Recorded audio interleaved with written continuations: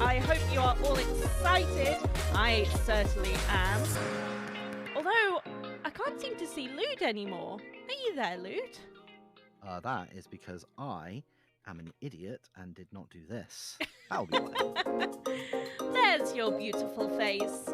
Well, welcome on in. I hope you are feeling ready for this fourth and final week of the Welsh Esports League.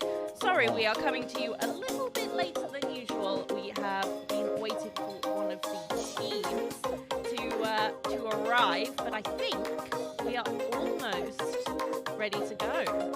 How are you feeling, Lude? I'm feeling great. I'm sad that it's the last week. I wish I could just keep doing this because this has just been really fun, and it's been wonderful getting to see a wide variety of levels of play, and it's just been really fun. And I can't wait for the next round of this, and I will be aggressively jabbing and poking y'all coming closer to the time to make sure that we can both do this again, because this has been a blast, Kit. It has indeed, and we're in for a very interesting evening tonight as well, because the first game we will be watching is the Swans taking on the Pit Ponies, and at the moment the Swans are in second place in the league, whilst the Ponies are in third. Now, the most exciting part about this is that if the Ponies win this game, they will then tie for wins, but due to the tiebreaker rules, the Pit Ponies will actually be able to take second place, as the head-to-head result is the thing that decides who will take the lead. Now, I think that that's pretty exciting, and there's quite a lot to play for here for the Pit Ponies at least. Yeah, I mean, it's they can't get that first place dub because the pirates exist, but it's still really meaningful to get get that slightly higher placement in the towards the end of it. So it is still really exciting. And didn't you say that we've got a similar situation later this evening? We do indeed, because for Game 2, we will be watching the Goats take on the Puffins. Now, the Puffins are currently in 4th, and the Goats are in 5th. And exactly the same situation will happen there if we do see the Goats take the victory, which means that we've got two very exciting and very real impacts of these games to consider, because these matches could very well affect the standings, and which that means that these teams will take a bigger share of money away with them. Because, as the great philosophers of Staten Island, the Wu-Tang Clan said, cash rules everything around me. Cream, get the money. Dollar bill, y'all. So yeah, that's a really, everyone wants to try and take home some of that extra money. So that is really exciting. Imagine getting paid to play video games. Yes, and obviously the higher up you are, the more of that cash you'll get to take away. So the more you'll get to claim for yourself, which is very exciting. And that's capitalism. Now, I am pretty excited to see this first game play out. What would you like to see from this match? I want to see... What do I want to see this week? What's the stupid thing I want to suggest? I want a lineup of Chen, Beastmaster, Lycan, Broodmother, and let's say Arc Warden. Yeah, that's the lineup I want this week. I want someone to go full zoo, and the other team to pick Earthshaker, and then they just get really sad. That's the kind of silliness I want this week. For real though, what I want is I want more people playing the things that they're comfortable on. I want people to play heroes that are fun. Like, I get that it's that it's meaningful and there is a prize pool to be played for here, but I honestly, when we're at this kind of grassroots, it is just as important to play things that you're comfortable on, because it doesn't matter if the strategies are sound, that if you're not comfortable with the clicking of the buttons, Yes, and it sounds like you don't have much of a wish list at all, Lude. So I'm sure Never. that these teams will will, as always, struggle to aspire to your demands. But I'm looking forward to seeing tonight's game, not just because we will be getting to see a new player in action on the Pit Ponies, as they'll be playing with a sub. And I'm really looking forward to seeing how that changes the team dynamic too. You would be interested to see that particular sub, wouldn't you? No bias whatsoever, Kit. What can I say? It's not every day that you get a sub from you get to choose a sub who is a Great British medalist, is it? So exactly. It's, so that's we've got some more another one of those games where we've got some familiarity with some of the players from both teams. So naturally, we're gonna have to fight. Well, my inborn nature to to bully our friends here, because what are friends for if not to taunt each other on the internet, right? That's very true, and I think we might be about to see exactly how much these teams are willing to taunt each other, because it looks like we are almost ready to get underway. There's just a little bit of pick priority selecting going on at the moment, with the Pit Ponies having to decide whether they'd like first or second pick, as the Swans have chosen to play on the Dire side. So we'll be able to get into this draft very shortly and see exactly what this game is going to bring us today. So, all right. Are the Swans going to ban that Leshrac? Is the first question. Are they, what are the we're going to be seeing? It is radiant. Yep, there we go. Yeah. Leshrac banned. It's gone before Quarter even has a chance to say, but my disco pony. Is Leshrac a pony, or is it a goat? A goatney, if you will? Leshrac is definitely a disco pony. 10 seconds. I quite like either meta. Pit Ponies, meanwhile, decided that they don't want to buy sentries this game, so naturally they've banned Ricky. That's true. I too, if I was on a team with Nadia, I wouldn't want Nadia to have to keep remembering to buy sentries either. So just ban that Ricky out in before Mirana ban as well, just to really compound on that. Well, they're not playing against the goats this week, so. So didn't I say Nadia? Ah, well, yes, of course. We're referring to another legendary Mirana player. Yes, of course. Yeah, they just don't want to play against the Lina. I can't blame them. If I've played Dota in the last 4 to 5 weeks, I wouldn't necessarily want to deal with Lina either if I wasn't playing it.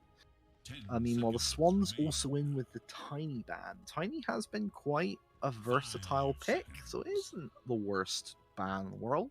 I think we're seeing a lot more Tiny being played as a 4 again, so not giving Sung that chance to cause chaos with the toss combo. And they've gone for the first pick, Treant Protector. So seeing that the Lina's banned, they could potentially end up looking towards that Drow, because if you don't have the option to go Lina Treant, Lina Drow is... Oh, sorry, Treant Drow is almost as good an option, because Drow does do a fair few of the similar things that Lina does, with all the, the area damage from the multi-shot, the pure right-click. Meanwhile, the Pit Ponies, big pressure on Sung. Now, a little bit of an insight. I was informed earlier today that this will be Sung's first game in how many months, did you say? Oh, it's at least 3, possibly even 4. She's very unfortunately been without a desktop, and has only just regained access to this great game of Dota 2. Some might say the best game. So it's a little bit of a trial by fire here, coming back and going straight into a tournament game, but if anyone can do it, I know that it's Sung, especially in a 4 position, which is something she's most comfortable with. And that is almost certainly going to be... Well, actually, this is either a pos 5 Marana, pos 4 Tusk, but it's more likely going to be a pos 4 Marana mid Tusk.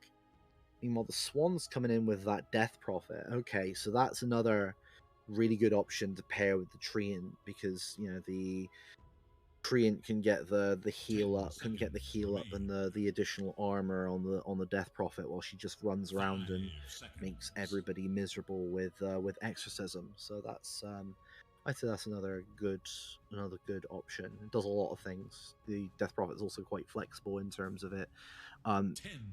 It can play mid, or it could. We have also been seeing a lot of Death Prophet going as an offlaner. Yeah, these are 2 very flexible drafts. It's incredible how much you can shift these heroes about and still have a very good draft on the map. So I'm really enjoying that. It's tough to tell where these two heroes for either side are going to be played. That's my favorite part of drafting. I mean, the only hero, in fact, Treant can be 4 or 5, but generally speaking, I think we're seeing it more often as a 5 nowadays. But it's still flexible and it can be done in either position. I do think that we are going to be seeing the Treant as the 5, though. Meanwhile, the Swans with a techies ban. I'm not entirely sure of the reason why. I think that might partially be because Treant likes walking in trees and Techies likes planting mines in trees. Yeah. So yes, that will be that'll be fun, I imagine. So that's probably why they got rid of that. They are taking a lot of time thinking about that 4th ban, though. Not. Yeah. They're probably thinking about another 5, because they feel if they're banning the techies, they're probably thinking that Marana is going to be a 4. And they go to ban the Storm Spirit, so that might potentially be a targeted ban towards quarter, potentially. The Pit Ponies thinking the same thing as I was about that Drow and not wanting to deal with Treant Drow, so that's always good. It's always good when an immortal drafter repeats the ramblings of a transient herald / guardian. So that always makes me feel a lot better. But yeah, I suppose Storm is a pretty alright against the Death Prophets. They probably just weren't dealing with it. It could also be they're concerned about how little lockdown they currently have. They've currently got an AoE silence and they've got the root from Overgrowth, so they might be a bit concerned about lack of lockdown for what they're planning on picking.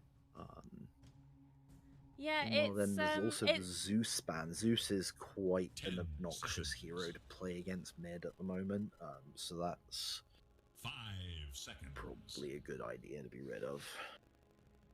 Overgrowth is a great ult. This AoE lockdown, but it does require you to have the ability to catch up with these heroes first. So, these slippery heroes, this Zeus, this Storm Spirit, who like to play a little bit on the back and have really easy mobility skills that they can use to just leap out of your way as soon as they see you coming, are not particularly great to catch with this Treant, because you're slow. It's not really going to affect either of these, because they'll just jump on through and out they'll go. So they're good bans. The silence again is good, but because it has a cast time for the projectile to land, it gives these heroes a chance to use these mobility skills and just get out the way. The Pit Ponies again with the Spectre ban, so I feel that's so far based on what they've got. I'm not sure how much what they've currently got would be able to deal with Spectre. So I think that getting rid of that material is pretty good. With Pit Ponies at this point, I think that this stage they're probably going to be wanting to grab their 5 and their 3 and probably let that. They're probably going to want to let that carry be the final pick for this. Although, you know, we could be wrong, and this could be a Tusk going somewhere else. Okay, so that's the Mars that's the Nick Offlane man at the as the Mars there. He plays I've played with his Mars. His Mars is pretty decent. So that's there's a lot of area of control to deal with the amount of running around that this Death Prophet's going to do. So I think that's a pretty good optional things considered. Dyer's turn to pick. Yeah, Mars is just a very strong Jakiro. hero as well. He has a lot of fantastic skills that really help out your team, and you know, this W, which applies a slow, and just helps set up this arrow for Morana too. Is this the first Mars we've seen on stream? I think it might be. 5 Yes, I think so. Yeah.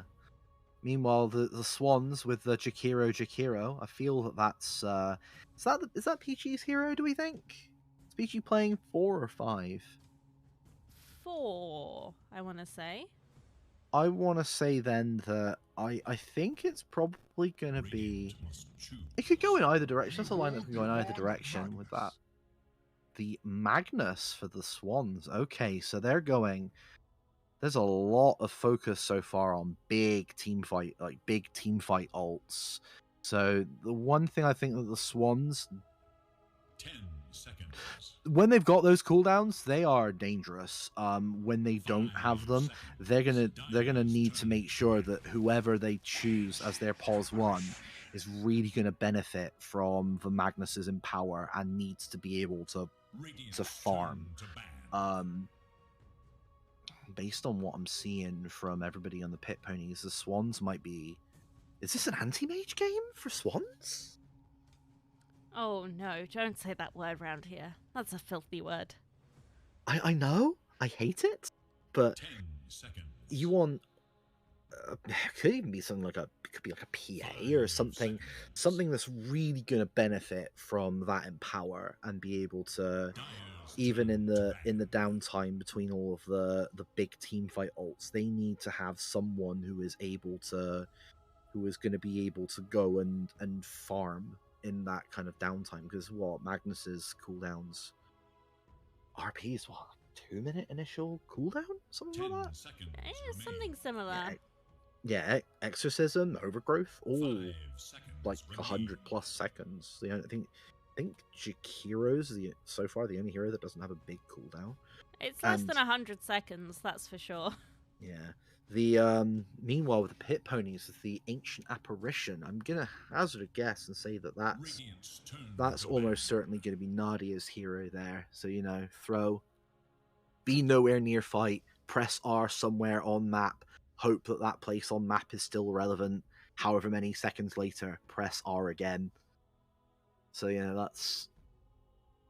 And it's quite a low cooldown ult as well. It combos really nicely with Mars Arena because it means that any hero that's caught in the arena won't be able to escape the ult. It also works quite nicely with all of Tusk's, burst damage. Yeah, absolutely. So here's what you do, right? You stun with the Tusk, get a big burst down. You land the godly arrow from the Morana. You throw the Mars ult up. You spear someone, you throw the A ult. Cool, you've used so many of your abilities to kill potentially one hero. Or if you catch a bunch of people, that could be a really. I quite like that AA Mars combo actually. I think that's going to be something that could be quite impactful. Meanwhile, we're about to see how right or wrong was I about that final pick from the Swans. Please be wrong. Yeah, please be wrong. Oh, it's a Morphling instead. I mean, Morphling, even if you don't get the cleave from power, you still get the additional damage, and that will help Morphling farm. I feel like this is gonna be. I feel like this is gonna be Treant Morphling, Jakiro Magnus, with that Death Prophet in the mid, based on what I'm seeing so far. And I think so far we're Mirana Mars Rana, if you will, Tusk in that mid with the AAs, the 5. So I feel like this is the last pick that we're going to be seeing from the ponies is the carry, and the Swans certainly seem to think that, with the last bands being the Sniper and the Ursa. Yeah, I am a little bit concerned about this Morphling though. If there's a hero that's quite vulnerable to shatter from Frostbite, it's a Morphling.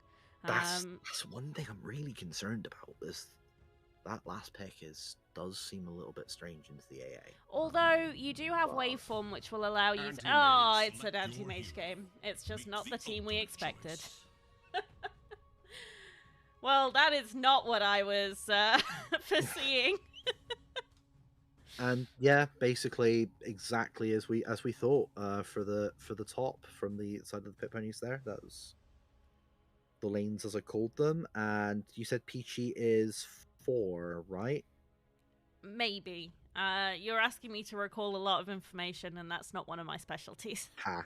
Yeah, well, I feel like we've been right about both of how the I would much prefer to see a Jakiro 4. I do not think that Treant at the moment has the mobility to do what you need from a 4, especially with this lineup. You know, when you've got a Morphling, you need this 4 to be quite active and making plays, which a Jakiro can, and a Treant struggles to do, whereas a Treant is very good at protecting a Morphling.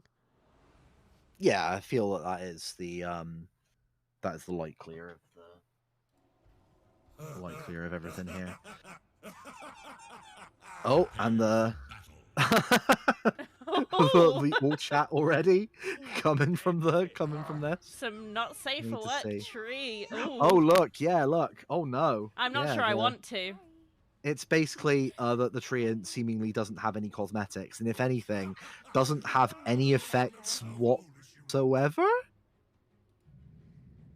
Okay, that's pretty strange. Yeah. He's eating a worm. Tasty. Oh lord, yeah, look. Oh, well, you know, I've had enough of watching that now. Let's actually look at some gameplay. All right, let's judge Peachy for the ward placement. 30 seconds to battle. Or just she could just around. Not put a ward down. That's also fine. Boo. She's got it there. She's got it there. She's ready. Waiting. I think she's waiting to see whether or not she sees the enemy on this side, on the other side of the river, placing anything down, but not seeing anything. So I think she's just gonna go for the rune. We might see a little bit of action here in the top lane. Oh yeah, Mars is coming out here, but I think he's just gonna posture and take this rune, and gonna take a couple of hits, but not gonna be anywhere near enough to make him stop. Oh, okay. So it looks like the wards are actually for their own lane down bottom. Okay, so that's going to be for the block. Meanwhile, let's look at the block. Oh, Quartermistress gets the slightly better block on the Tusk there than the Death Prophet. Yeah, she did go back to her T2 tower to get this block as well, so you would expect it to be pretty good, but as a melee hero, she will definitely be glad for this. The high five from the bottom lane from the ex-teammates there, from the Peachy to Nadia there. That's sports personship as per. I would expect nothing less. That's what we want. That's what we want. Meanwhile, Sung is going on a bit of a trip here. I think she really wants to block this camp, but Treant is determined to try and stop her. She is going to make sure that he stands in it, though, to block it. So I'm sure she'll be quite pleased with that, although she has now gone through 2 of her tangos, and she's taken some heavy hits from this Treant too, so it's a tough trade to be in, and he's already blocked her camp here with this sentry, so a bit rough. Although she will know, and she'll be able to get this unblocked if she doesn't have... Oh, wow. That's there's a lot of damage coming out, and Leech Seed will be able to Oh, help heal oh, as and well. the Oh, that's the The bracer courier. recipe gone for, I think, a minute at early level, isn't it? So, yeah, it's not ideal. Yeah, a minute and 5. and Or he'll something miss like the that. spear on the Mars as well, and he's taking a lot of damage here from this Treant, and another punch is going to come out and take him down. Nice arrow from Soon, but it's not going to be enough to save her core in this lane. Meanwhile, the Magnus bot has gotten extremely low as well. We could almost have seen a offlane for offlane trade here. Maybe just Peachy left here taking some XP. Meanwhile, the anti-mage is just happily doing quite well in that early the early last hits. Or the Morphling, slightly less last hits, but plenty of denies. But that's kind of to be expected when you're against a Morphling that's semi-competent, and heaven forbid more than semi-competent. It's last hitting against a Morphling. They're going to be able to get the spear onto this Treant in the top lane here, and they'll be able to get the kill down as well. Sung is quite low, but she's not going to be low enough to be picked off here. Morphling is going to try and get some damage here, but this Mars is going to keep smacking him as well. Taking a nice chunk of life off here, but going to have to regen on this offlane pair from the side of the ponies here.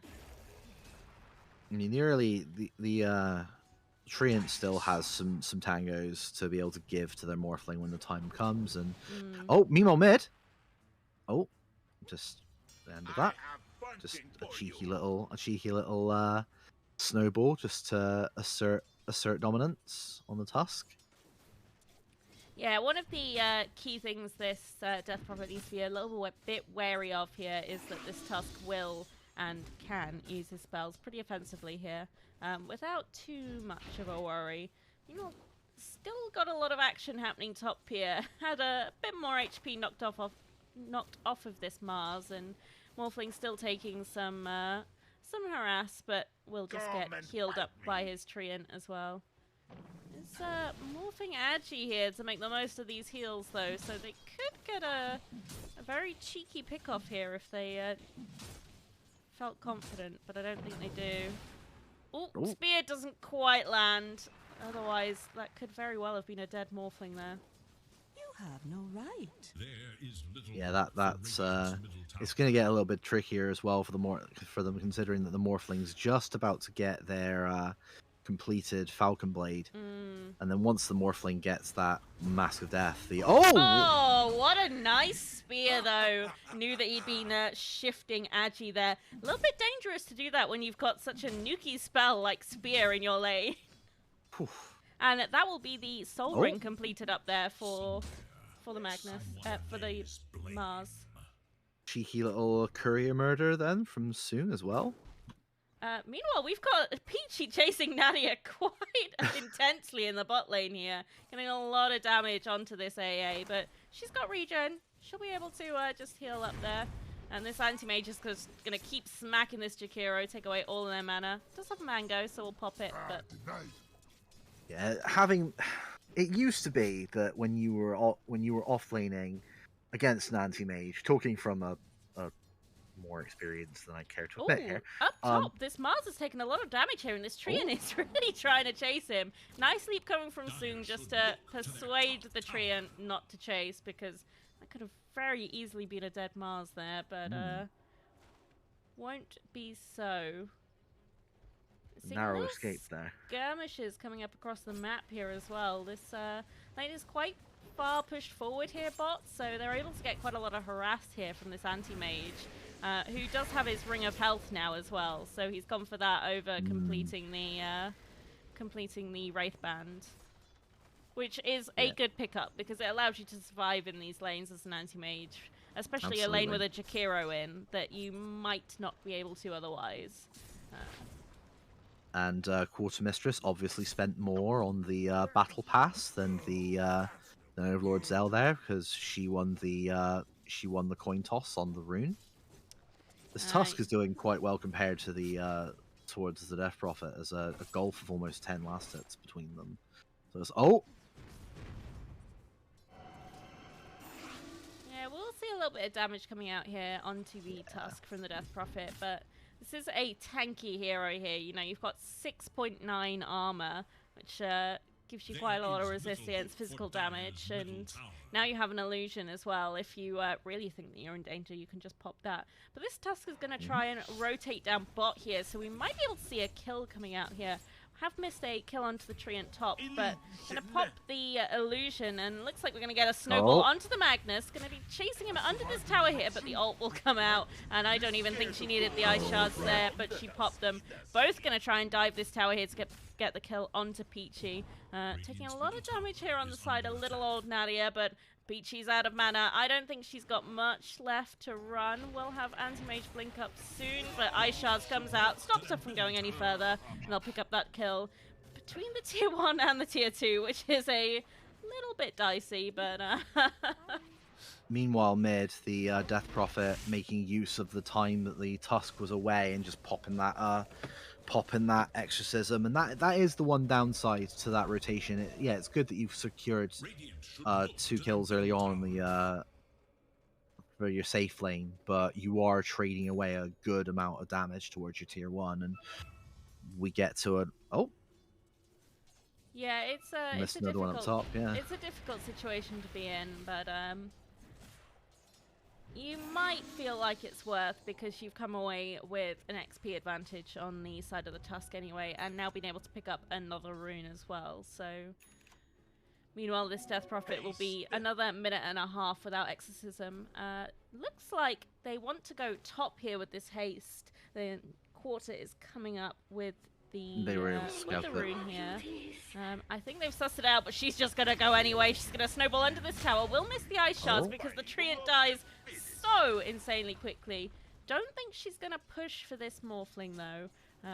The Death Prophet has also moved up, so she is backing out here, but so is the Death Prophet too, which means that this mid-tier 1 tower won't quite fall yet, because, again, we have no Exorcism up at the moment, but... Yeah, in an ideal world. We're seeing this AA chase down here by the Magnus, trying to skew her under tower, but I think she's just going to be able to live. Going to pop a Fairy Fire just to make sure, and look to try and see if she can get a little bit of damage here, but not going to be enough. This Mag and the Jakiro will be able to get out here, and they've even taken the creep wave with them too, so... and he also got, as the consolation, they also managed to take away Anti-Mage's treads. So he's got a little bit of a... Meanwhile, this Mars might be in a little bit of trouble up top. He has been surrounded here by these heroes. He's been chased down by the Morphling. He'll get a very nice waveform, but a spear's going to come out, shackle him to the tree. Treant is now under tower, so he's taking a couple of hits here. Soon trying to get a little bit of damage here, but it's not going to be enough. We'll be able to get this Mars away, though. Well, he doesn't have any regen at the moment. Only Soong's headdress, which is not a lot of health regen. And this Morphling is just going to walk straight under the tower.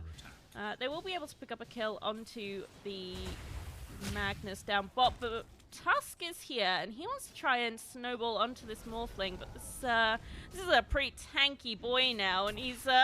don't think he's tanky enough to survive 3 heroes, though. Spear won't quite shackle him to a tree, but they will get a lot of other skills coming out and be able to pick up that kill as well. Yeah, that's sad for Death Prophet. She's just had her regen stolen out from under her by by Quarter. Dire's top tower is in danger. Just remember, this isn't lane bullying, it's lane character building. Dire's top This tower is under attack. I feel like this Death Prophet's probably not going to want to use the Exorcism just to take the last bit on the tower, considering it's a couple of like right clicks away. She's probably going to want to take that. She's seen that they've gone onto her bot lane here. They managed to pick up the kill onto both the AM and the AA here, but she tries to go for a pickup onto the Jakiro, but TP's out, so Snowball will do a little bit of an about turn. They're able to get a kill onto the Mars in the top lane as well. So it looks like they might have to forfeit quite a lot of damage onto this tier 1 tower up in the off lane here. Yeah, My at this Morphling point, is taking a lot of damage from this tower. Needs to be a little bit careful. I mean, that's what the last of the living armor is there for. If you look the amount of value you get. Yeah, he from has the shifted heal. into actually quite a lot though. Oh, not going to be Ooh. enough for the spear though. Don't think the Mars wants to keep going, but obviously doesn't have his stun now. Soon's going to leap away to prevent her from getting surrounded by these two heroes.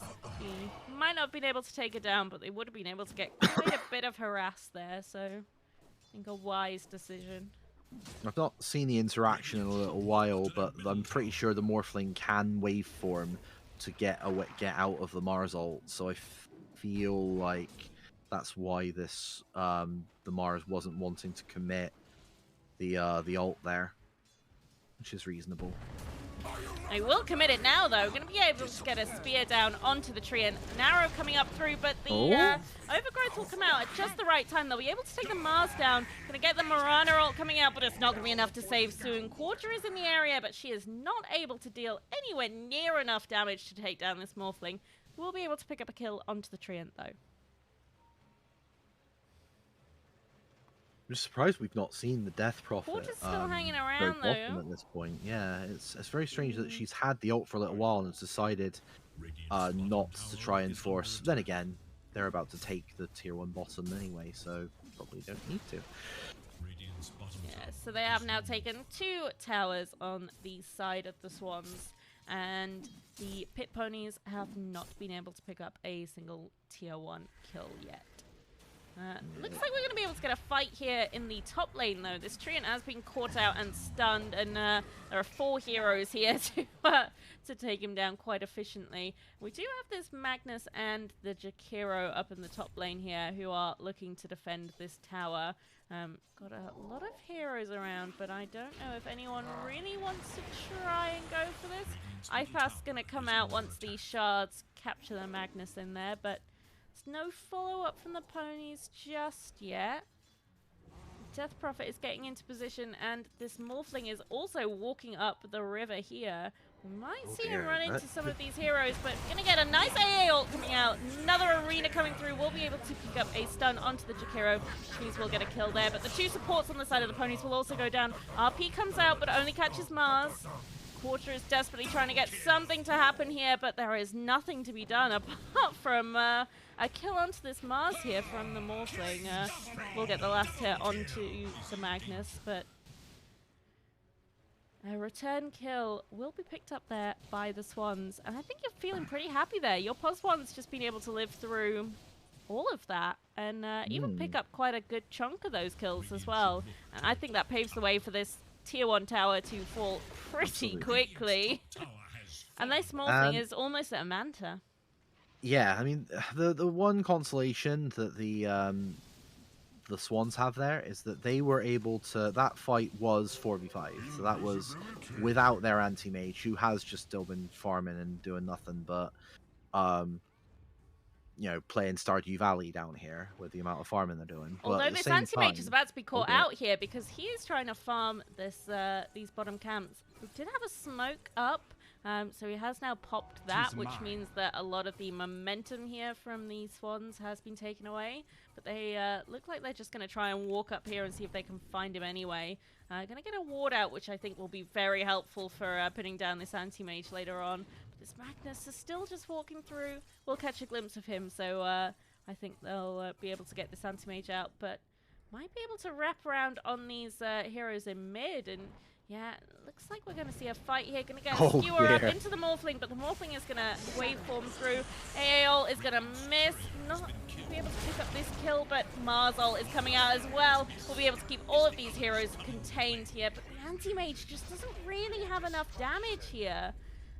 Not going to be able to pick up any other kills. We'll have the Marana ult coming through to help these heroes escape, but Death Prophet just wants to keep walking at this Pit Ponies team. So might be in a little bit of trouble here, and more importantly, the AM might also be in a little bit of trouble. They will spot the Mirana and see if they can chase her, but Death Prophet, she's managed to catch out this this Tusk. He won't be able to TP away, won't be able to snowball away, and RP will come out to finish off that kill. Meanwhile, this AM is blinked up to the tier 1 tower and is going to be able to be chased down by the Morphling here. Might be in a little bit of trouble because there's now a lot of heroes here, and a Morphling has turned into an AM as well. Pop the counter spell, but there's nothing to counter off. Trying to TP out, and he'll be able to make it away. That was cheeky. So the one thing I will say from all that, Kit, is that that fight they just had there, that was the best chance that the Pit Ponies had to kill the Morphling. The Morphling's just about to get their Manta finished. I think they actually now have it, or they think he's. Yep, the Morphling now has the Manta, has a Van Brace now. That was the best chance that they were going to get to deal with this Morph, and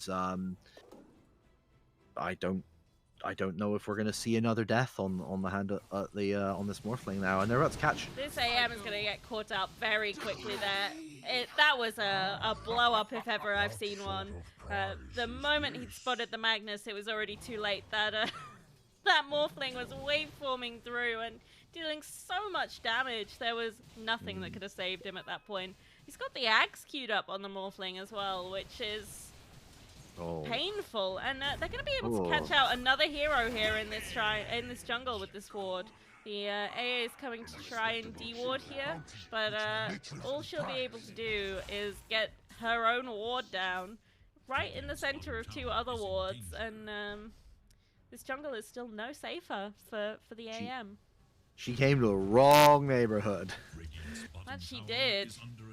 I mean, at this point, once this Morphling's got this axe and you just steal the Agi, you know, being able to steal status resistance from the Mars or the Tusk, or stealing attack speed from the AM, just that's gonna be painful.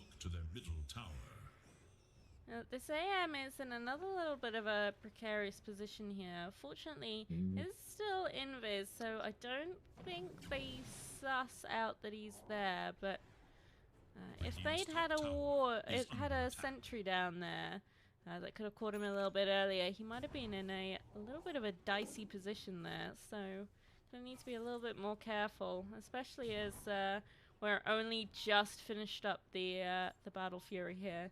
Not even most of the way through to the Yasha. The Mazarina will be coming out, though, onto the Death Prophet here, and with the Tusk, they'll be able to pick up that kill pretty easily. Ice Shards and a ult. Have you seen how many wards are actually in the bottom jungle there, Yes, Kit? I have. Just, I saw the two, and then saw the third. Like, what? They really do have eyes in that forest. That's a lot of eyes. And all those eyes will help them to take this tier 2 down. It's a nice pick off here with the Morphling. You know, you've got your Manta style. You've got a lot of damage out at the moment as well. So you want to be taking down these towers where you can. We'll see a smoke coming out, and Quarter could be the one to get caught out by this. They will spot her out. She's going to be able to morph into this Tusk here. The Envy's coming out. Might be enough to save her, picking up this rune. Yeah, I don't think they know where she's gone at all. What a lucky bit of... Wow, a bit of cheek, really. Yeah, it's a bit of exploiting Dota players' lack of object permanence there.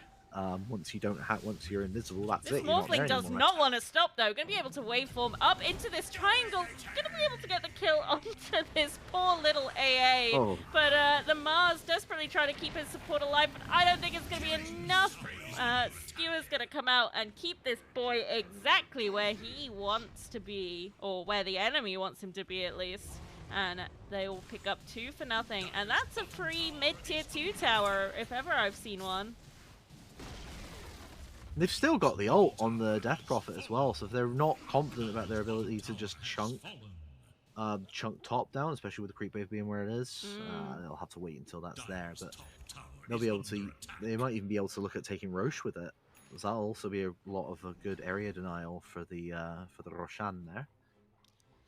Yeah, and we did see Soong trying to push in this top lane as well, just make it a little bit harder for them to take this final tier 2. But got the Treant there now, just pushing these waves out, and you know, this Holy Locket finished up, building a Wraith Pact of Vladimir's offering now, which I suppose could be built into a Wraith Pact still.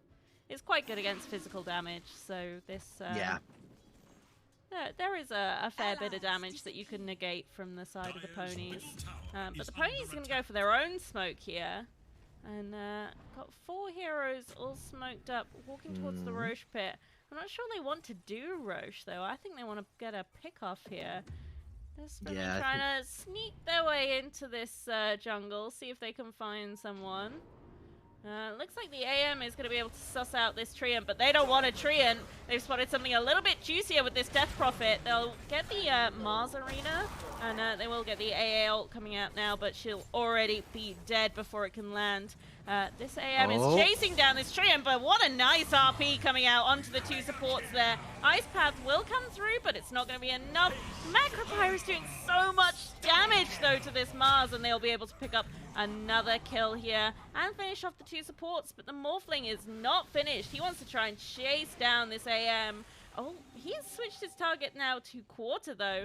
Blinking after her, desperately trying to keep pace with her, but she's got a haste rune. I think she's out. Anti-Mage just lost. Morphling is still going to try and blink in. Oh, wow. We'll get the snowball through, but this waveform will be very helpful in helping him escape. Anti-Mage is going to blink after him, and the Ice Shards are going to trap, and he doesn't have any mana left to do anything. It's all about this stats morphing now, but I don't think they've got enough damage. They've got the Magnus coming through now, and there's extra mana. We'll be able to get him through. Very nice spear back into the Frostbite there. This AM is trying to go for the Death Prophet, but I don't think they've got the chase. And with the Ice Shards missing, they definitely don't have the chase. Magnus there, though, understanding exactly what the assignment is, realizes that the Morphling is Icarus himself, and goes to throw himself to get the mana off to the Morphling to be able to do what he needs to be able to go and escape. That is yeah, these Guardian Greaves coming in very clutch here. Yeah. Again, like I said, it's very difficult to kill this Morphling without the Morphling doing something as let's call it bold as you know, diving tier 3s there. Well, even then they couldn't bring him down. I mean, with the help of the Magnus, yes. But, you know, that's my point. Now that they've got... This Morphling's now had time to get a crit stick on the way. So he's going to be pumping out even more damage. So with that in mind, it's now going to be even harder to withstand this Morphling. Even if... As long as the Morphling doesn't do anything as rash as, you know, diving tier 3s. Yeah, building towards a silver edge here with this Chrysalis as well. So you get an extra bit of escape. Extra escape, and also using it as an initiation tool. If the Morphling's agi shifted fully and, you know, gets the guaranteed crit with that silver edge, that's a hero losing a lot of their health. Can you imagine getting the anti-mage with that? Oof. Speaking of the anti-mage, they know exactly where he is, and they've smoked up and are looking to see if they are able to catch him out of position. He's going to be able to back off, though, so they're going to have to try and go through this triangle here. But the anti-mage also wants to come through the triangle for some farm. Going to be able to morph into this anti-mage. The RP is going to miss! What a nice blink out there from the anti-mage. That could have been very, very dangerous, but... Ooh. Skin of their teeth, and that's a big ult down as well. Nice display of sportspersonship on the side of the on the side of the Pit Ponies there. You know, in my pubs, an RMP is missed. Everyone's straight in with the tips. But... It's no time for tipping though, because this Morphling does wow, not want to stop this fight. Gonna try and chase down after this anti-mage, but Marzol is gonna come through and not be able to pick anyone up. They got the able to Morphling. pick up the Morphling kill though. He was very low and far out of position, so chased down by this anti-mage, who is now going to try and chase down this Magnus, who he knows doesn't have RP. Going to try and skewer through, but 2 arrows into the snowball should be enough to take him down. Ice shards will stop him from getting any further out. Meanwhile, this Death Prophet is just running around with Exorcism. Silence is going to miss because the AM has a chance to blink out before it lands.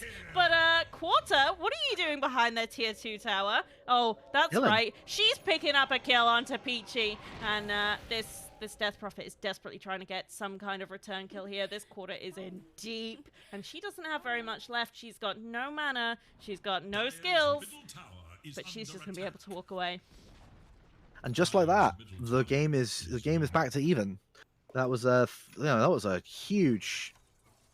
Cat doesn't show it on this fight recap, but that was a huge swing overall. That was you know, just like that, this Morphling is now going to have to think quite carefully about how they build next. I can see that they're looking to finish off the Silver Edge and then look at going for the Swift Blink.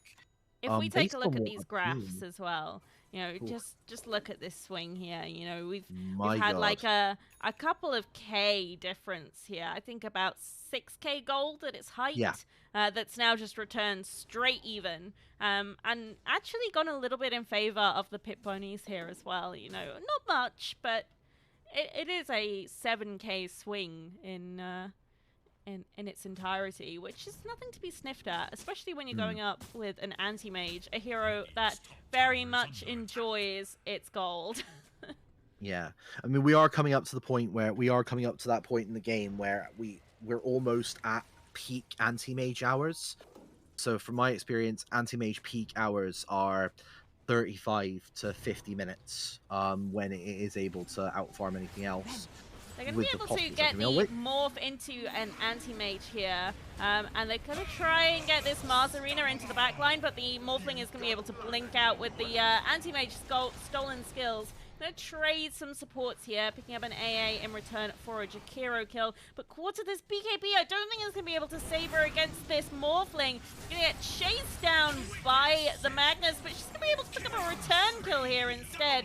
Will lose her life along with the Mars. And this Morphling is just blinking and slamming everywhere.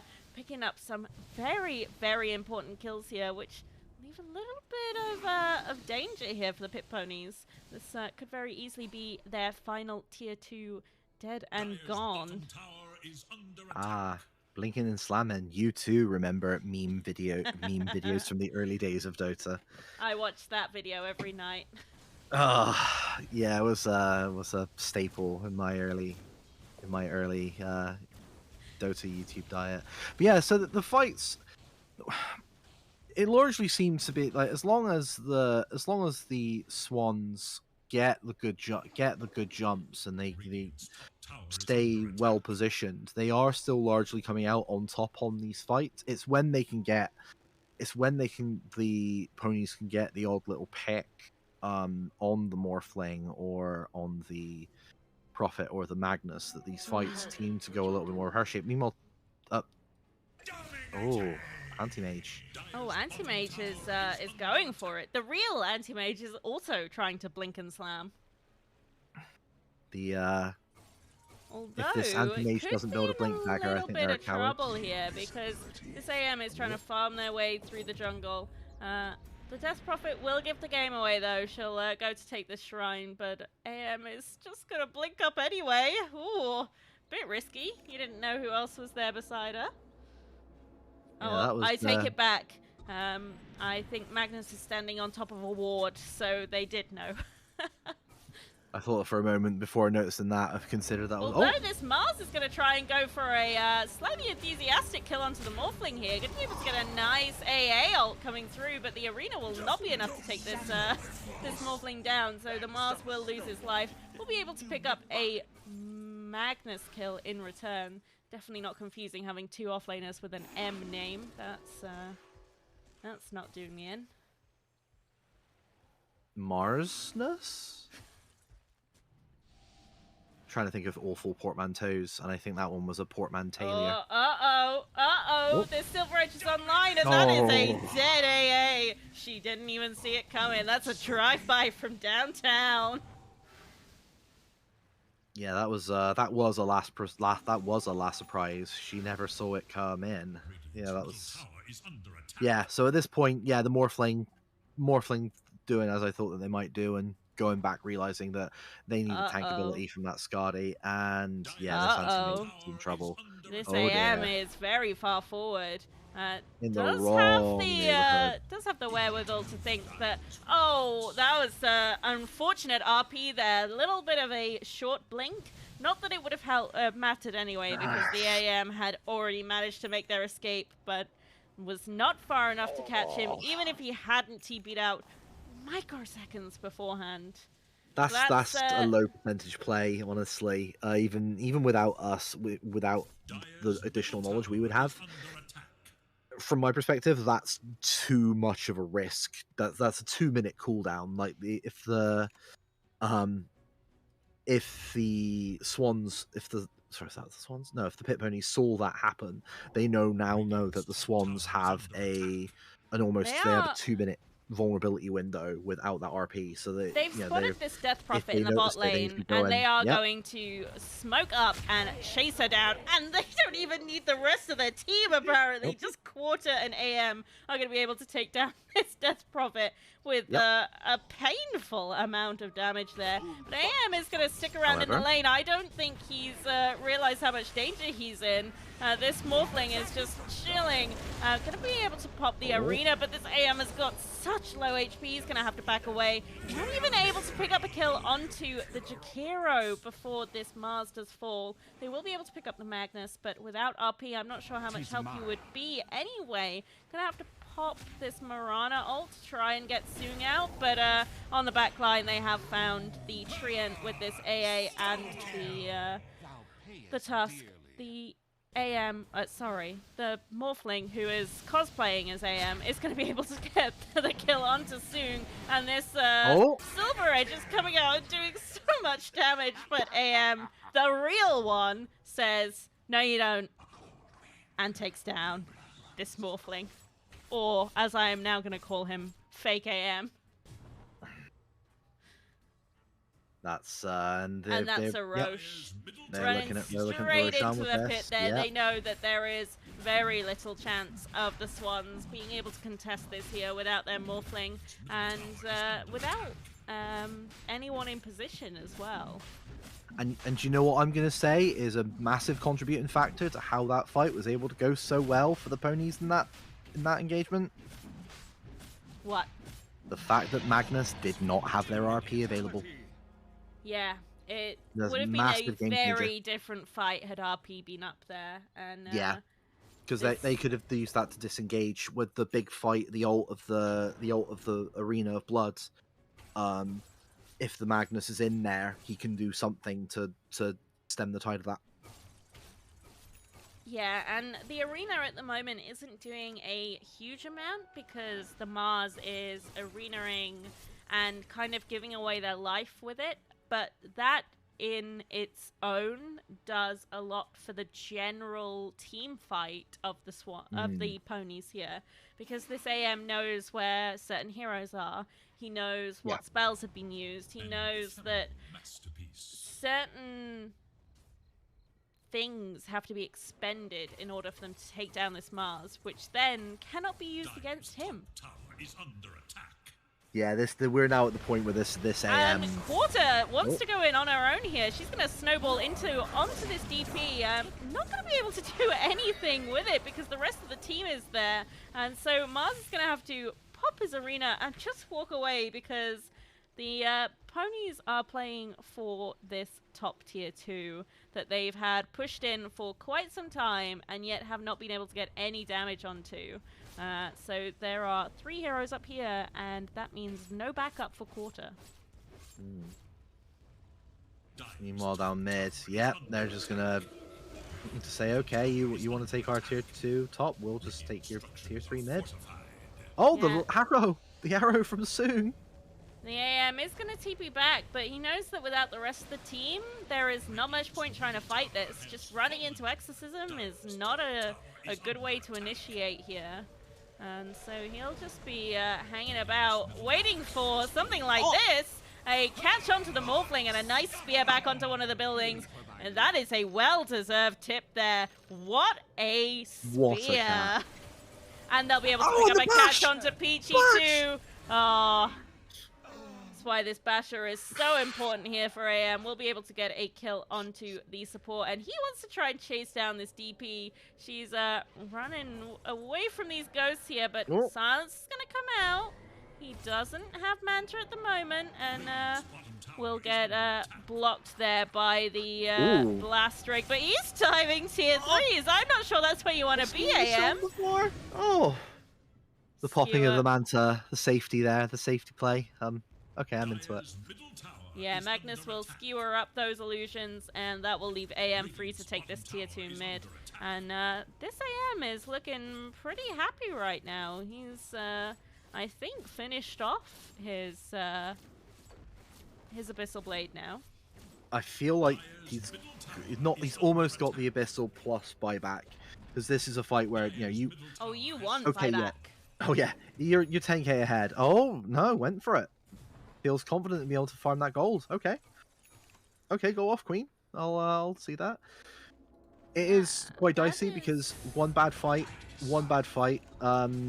for the Pit Ponies here, and they could still end up losing more than half of their base. They've already lost the half of Elena Rax, so they do have to be quite cautious. So I think now probably equally, the best thing Morphling also doesn't have buyback, and Anti-Mage is a lot closer to his buyback, just 120 gold, than the Morphling is, with 1,800 gold away from this buyback. Do they know that? I'm not sure if they do, but they might be about to find out, because looks like they're going to try and get this tier 2 tower here. Nice Mars Arena coming out. Going to be able to spear this. Oh, wow. What a miss there. That was an incredible little sidestep there from the Morphling, being able to just get out the way of that AA arena. But this AM does not want to take that loss personally, and it's just going to chase down a Magnus. Going to be able to pick up a kill onto the Death Prophet as well. Not quite going to be able to chase down a Treant just yet, because he was trapped by ice shards, but he's just going to dive straight into his base again. And he does have Aegis, let's not forget, but he only has Aegis for another 20 seconds. So I think quite wise to stop diving their base and instead go for some tier 2s. Yeah, I mean, even then, even without the Aegis to consider, there's also the Manta, and then the Lincolns was coming back off cooldown, so it was quite dodge. The word I was looking for was dodge.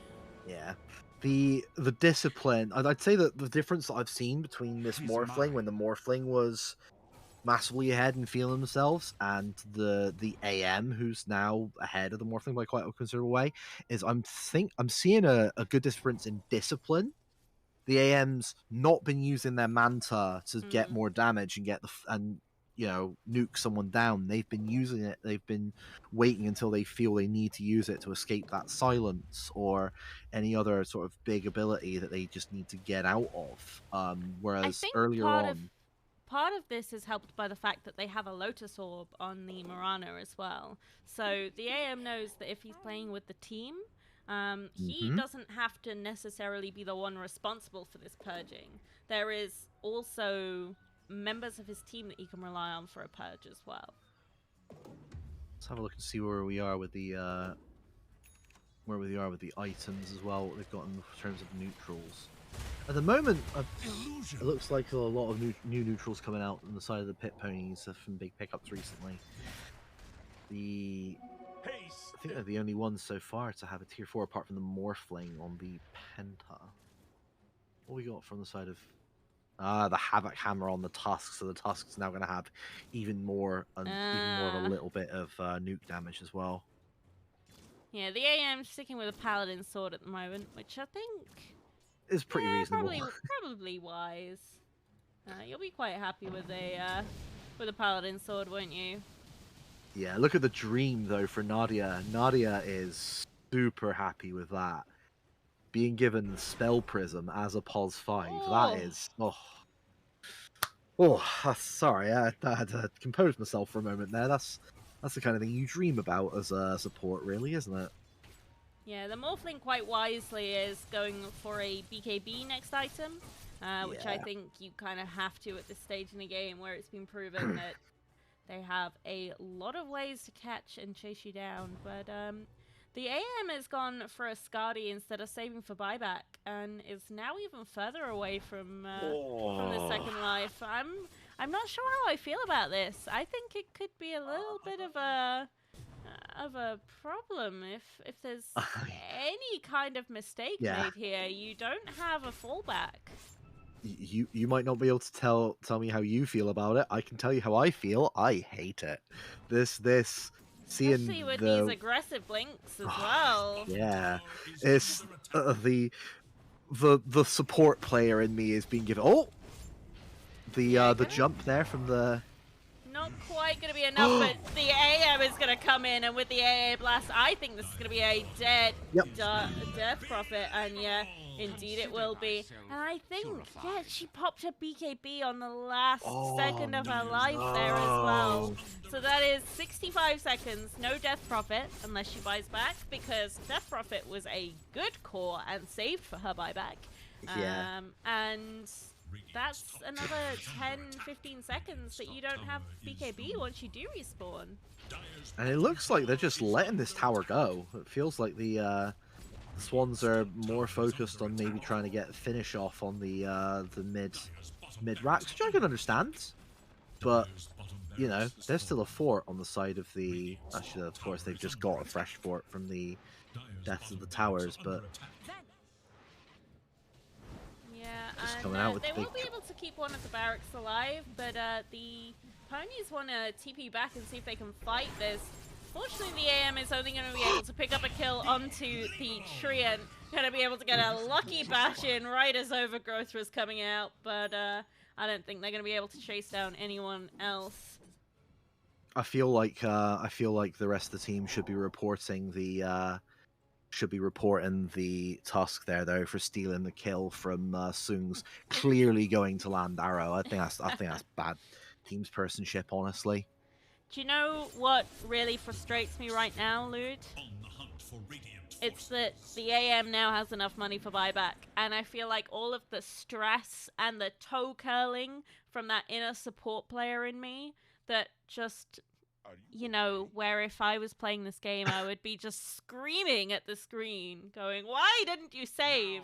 It's just been like swept out from under me, and it feels very, very conflicting, you know.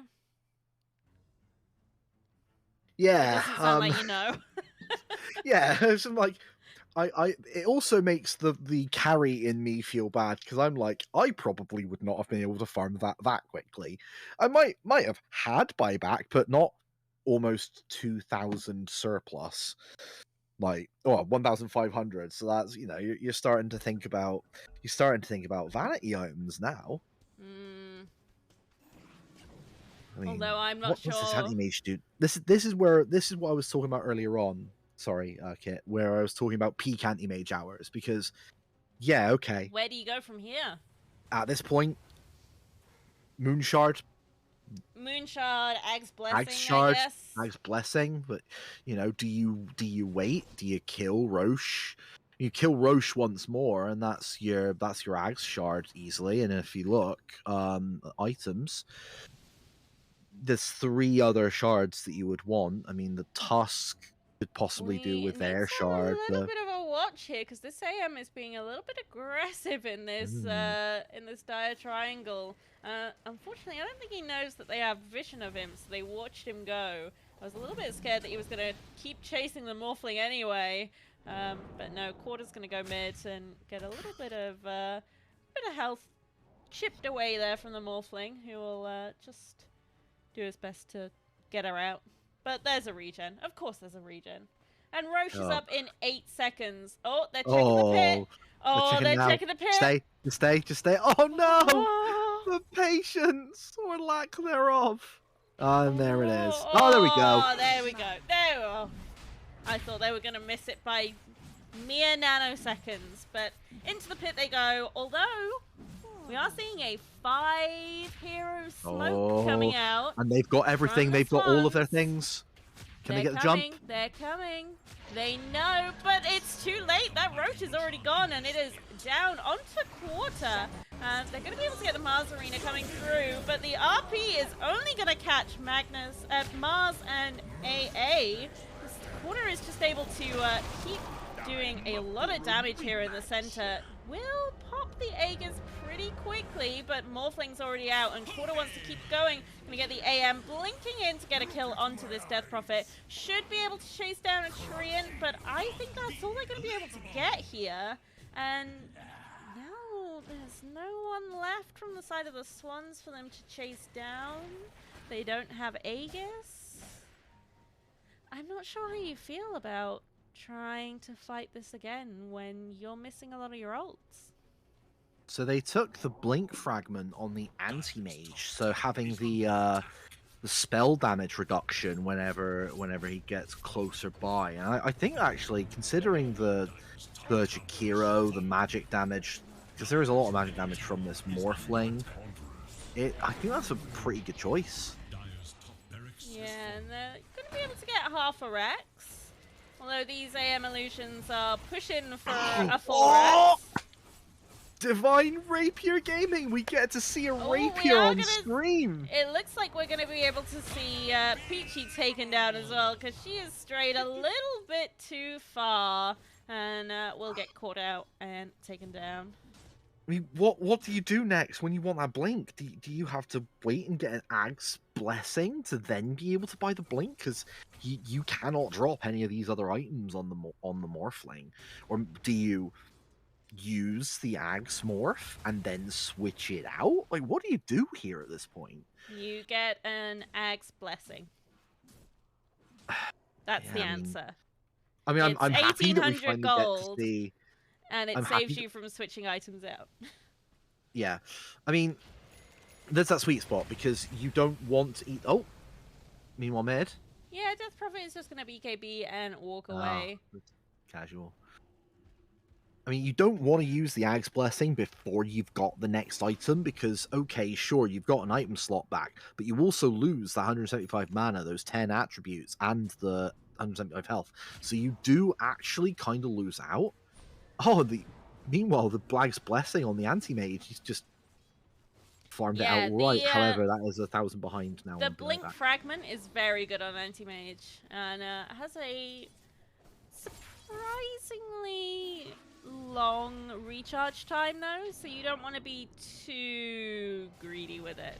You see how he's waiting for 2 charges to always be up before he uses one. Yeah, I mean, I'm in two minds about the anti-mage blink fragment. When I first read it, I thought about all the different possibilities that it might have. You've got the bamboozle factor, but I feel like it only really works. The bamboozle factor only really works like once or twice. Yeah. After that, they're wise to it. Meanwhile, we're going to see a Mars BKB blink in to try and get this arena, but I'm not sure there's a lot of follow-up. Nice RP coming out from the Magnus here, going to catch 3 heroes. This Mars is going down very fast. We'll see a Snowball come out to save Quarter, but she's going to have to BKB and hope that she can walk away, but I don't think she can. There's so much damage coming out from the side of the Morphling here, and they're feeling pretty good here on the side of the Swans, I think. Being able to take down 2 heroes after some pretty hefty teamfight ults as well. Yeah, I mean, they have had to use a lot of their ults, and as you know, we've also seen the Mars Arena used, but the Mars Arena's already only got another 50 seconds to wait. You know, RP's still got 80 seconds. You know, another almost 2 minutes. Anti-Mage just caught the Jakiro once again, and that's a very dead Peachy, and he'll just be able to blink away and carry on with his farming pattern. Just throwing arrows on the Magnus for the hell of it. I like it. That's energy I strive for. Shoot arrow, hit arrow. Oh, and she's found a courier as well. With a mystic staff on it. Ooh. You need to be careful when you're picking up these high value items. Oh, that's a delayed Shiva's. they're really going to feel that in the next fight, because they would have wanted that alongside with having the Magnus back up with the RP, and even with the exorcism, being able to slow people down so they can't avoid the exorcism. That is going to be that's a noticeable oof. Yeah, that's a very, very nice pickup there for the Pit Ponies. They'll be very pleased with that. I mean, the Treants just doing what they can and trying to get some of these buildings healed up, just to sort of undo a little bit of the damage that the AM's done. But if you look at this AM, the AM's already back to having 2,500 gold surplus. This is we're now very much in Moonshard territory, and then once that's done, that's it. This anti-mage is then fully 9-slotted, and there's not really anything. The only thing they could potentially look at doing then, maybe once they've got the megas, is maybe looking at getting rid of the Battle Fury, maybe, and going for. But even then, I'm not sure what you do. So there are a couple of things we need to talk about, but first we're going to watch how this smoke plays out, because we do have a 4-hero smoke coming out from the side of the Swans, and this Morphling is just going to try and dive in and see if he can get any kills. But a blink out of the Mars Arena. Nice RP coming through. Going to catch the AM, but it's not going to be enough to take him down. AA ult coming out, going to be able to get a kill up onto the Treant. And this AM is just chasing through all of these heroes, desperately trying to get a lot of damage on, but it's not really working out for them. Going to be able to get a kill onto the Death Prophet, and they're able to get a kill onto this Morphling as well. Rapier on deck, and most importantly, something I wanted to talk to you about before, this Morphling does not have buyback. You have bought out a Rapier and have not saved for buyback against an anti-mage. You, my friend, have made a mistake. And we now have 4 heroes dead on the side of the Swans. Only Jakiro with buyback. A Rapier on the anti-mage. And that's buildings melted through. Yeah, they must realise now that there's no buyback on any of these heroes, because they've not been buying back to deal with this. The Jakiro's the only person to buy back. They've got to know. Blood's in the water. This is it. There's no way that it's not. And I don't really know what these heroes can do to stop this, and especially not now that Quarter has just dived in, picked up a kill onto this Jakiro, and another kill coming out. Literal fountain diving coming out from the Pit Ponies here. The only thing that they could have done differently, as soon as that fight goes the way that it does, the only thing that one of those heroes could have done is they could have held shift and enter and typed the words GG. That's at that point, as soon as that was done. Oh, that is a really good showing from the Pit Ponies. Didn't you say that the Pit Ponies were third and have now taken second as a result of that? Yes, I did. And you know what else I need to talk to you about that they could have done? What could they have done? They could have saved for buyback on that Morphling. Yeah. Who buys a Rapier, an Ag's Blessing, and a Blink, and doesn't save for buyback? Who does that? Oh, that's... I am very, very proud of the sheer improvement that we've seen from a lot of teams, but that is a perfect example that all it takes is one mistake to lose a game. Yep, and it can be a mistake as simple as just buying too many items. That's all you need to do, and that can be enough to just pave the way for a loss. And it is so painful when it happens to you, but yeah. So for me, there are two moments. So for me, there are two key moments that determine that game going in the direction that it did. There's the moment when Morphling was diving tier 3, it was between tier 3s, and the Magnus had to saving Private Morphling and go and sacrifice their life to Greaves them to be able to get out. They could have taken from that fight that, okay, maybe I'm not as invincible as I think, and I should be playing more cautiously. And then fight straight after, they get them separated, they get that Morphling, and they punish it. But at that point, all that's happened is that the Pit Ponies have stemmed the bleeding, because they were about 6k behind it, like just shy of 30 minutes, and yeah, they've stemmed the bleeding. The real problem, not long after that, was that Magnus diving to try and get that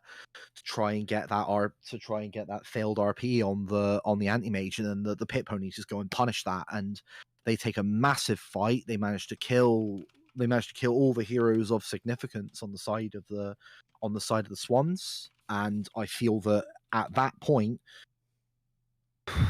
it's over. What can you do?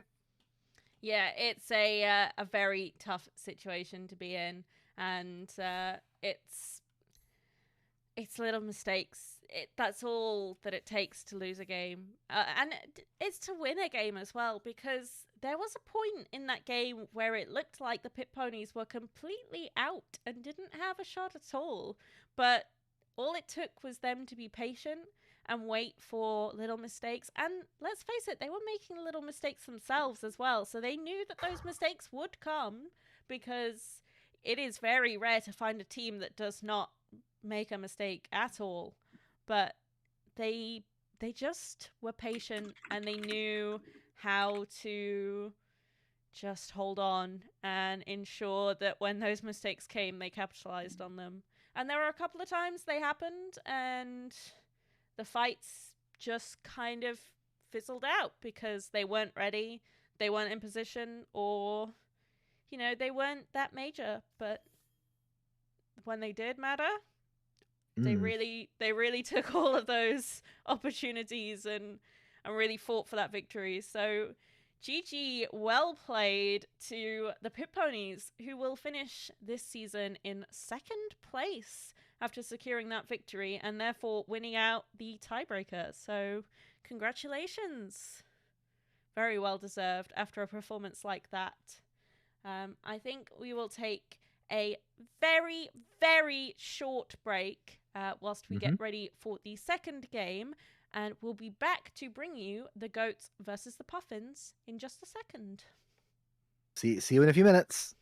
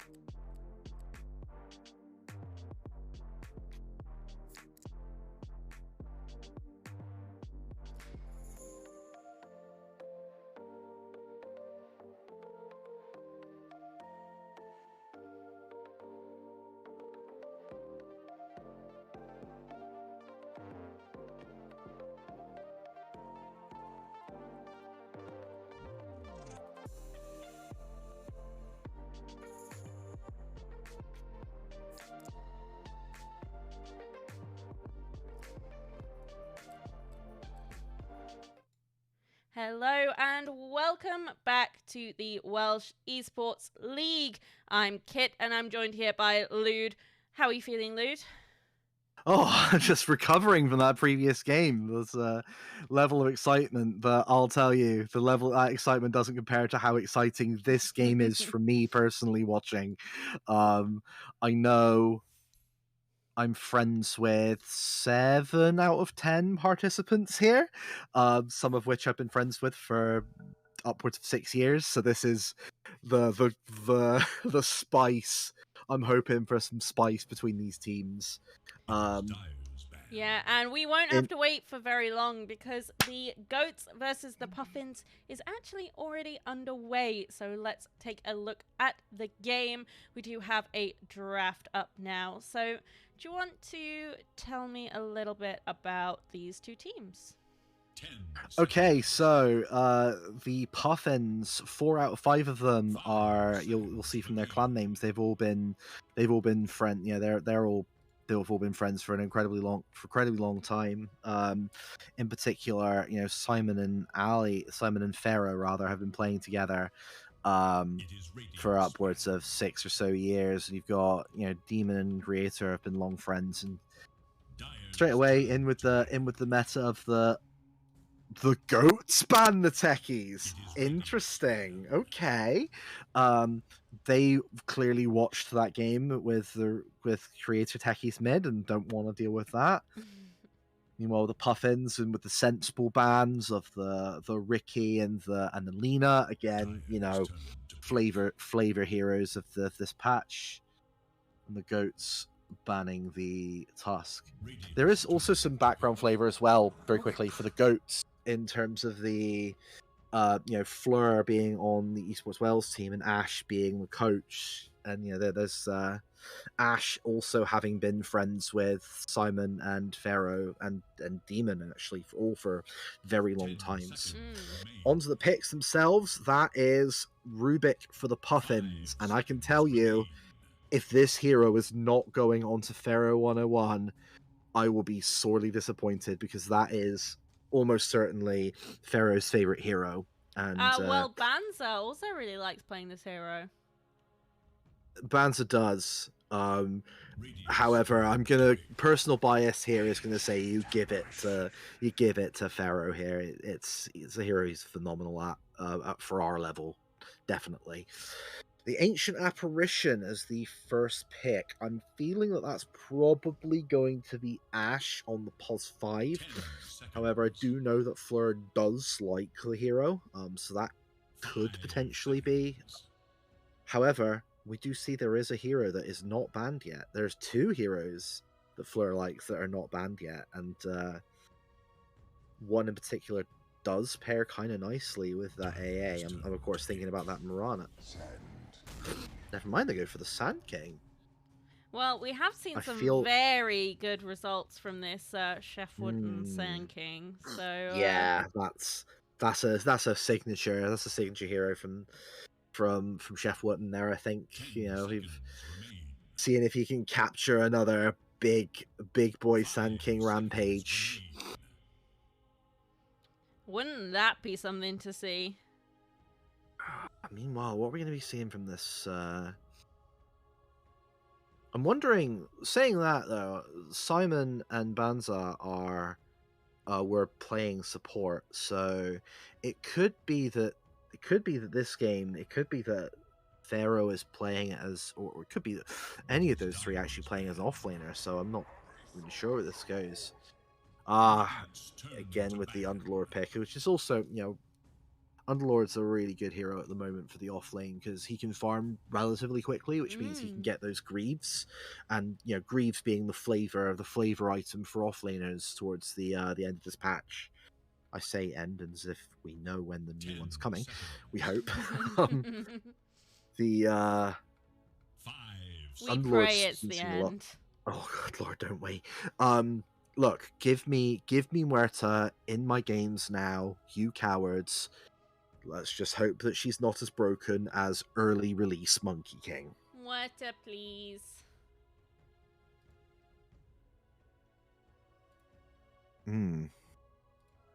But yeah, it's I am Quite a interesting thing. to see. You know, we've had this Lena band out because, of course, we've had Lena band out. We've had Ricky band out, a very strong support hero at the moment, in my opinion. Less strong as a core, but yeah. And Ursa as well. What do you feel like the Puffins are going for when they're banning out these heroes? With the Puffins, I think that these bans, 10 seconds. they are. It's going to be a combination of they're more likely thinking about what's strong against the things that they want to play, or things that they don't particularly want to deal with. I mean, at this kind of level, I mean, these teams they've all got a little bit of practice from these actual competitive games, but aside from playing in pubs with each other, there's not really a tremendous amount of competitive experience you can glean. So realistically, it's probably just going to be thinking about the things they don't necessarily want to deal with, more than anything else. I'd say there's not, with the few exceptions of maybe if the Puffins knowing a couple of those players and the Goats really knowing the Puffins quite well, there might be some sort of target there, but otherwise it's mostly just going to be, what do we not like dealing with in our pubs? What do we not want to play or deal with, really? I think both quite wise ways to ban out, especially in the current meta as well. You really don't want to be stuck in a game that can go for up to around 50 minutes with a hero that you hate playing against on the other team. Yeah, I'd say at this point it's largely going to be it's largely going to be looking at the things that they're less comfortable dealing with against, and I'd say a little bit of target banning. I could say with the Herblades is that Ashe is drafting against Demon. Ashe knows that Demon likes Terrorblade a lot, and is it's also if it gets off to a good start, could be really strong. So that's something that might be a little bit targeted, and the Invoker being pretty. Yeah, Invoker is a very strong hero at the moment as well, and a very a flexible hero at the moment too. We do typically see this Invoker mid, but if you're a strong Invoker player, you're also quite happy taking this hero 4 and building towards this kind of like slippery, stunning kind of line out instead of going for this early Midas, which most mids tend to go for, and has a very strong right click as well, so even early levels you can get quite a lot of harass out onto these heroes too. So always been a pretty good hero in the right hands. But oh, they're really going anti-Invoker now. Picking up a Silencer instead. Woo! These bans are so fast. Good lord, these bans and picks are so quick. Three picks in very quick succession there. Silencer, but the Puffins knew they wanted this LC and Jakiro, which is a very nice combination. It is Dyer's band. Pudge. Yeah, having this this LC who will duel you in a single place, and then having the Macro Pyre, the ult from the Jakiro coming through, and being able to put that on top of the duel to deal even more damage is, well, very effective. But interesting Pudge pick coming out as well. I do like to see a Pudge, and if I'm not mistaken, this must be a core Pudge, right? More than likely. I mean, we have seen Core Silencer, actually, from the Puffins in their game against the Pirates. Although, that got shut down really hard, but I'd say that that's less due to Silencer being a thing and more to the Pirates being a very good team. So Silencer could be a core. It could be that this is POS 5 AA. POS 5 Maybe AA, it's a POS POS 4 5 Silencer. punch. Yeah, it could be. 5 Ash. seconds. Oh, could you imagine Ash playing Pudge on a Steam Deck? Because that's another thing. Yes. We're back on Steam Deck, everybody. Let me think about that for a second. Yes. Yes, I can. Yeah, Ash would do it. Yeah. Man probably has 2 windows of RuneScape open at the same time as this. Because he cannot be Yeah. stopped. Yeah. It's probably POS 1 Pudge. It is probably the POS 1 Pudge. Although saying that, we did see mid Pudge from this team the other week. So that is a thing. It could be carry Silencer. If the Silencer is a core, I would prefer a Silencer to be the carry rather than the mid. There is some flexibility here. I disagree. The Puffins are thinking that the last hero for the goats is the carry, hence the ban of the Slark and the Naga. And the goats seem to be on the fence as to whether they're thinking it is. I don't know what the hero is left. I mean, is this carry Legion? This is POS 1. Is this POS 1 Legion? It could be, but Yeah.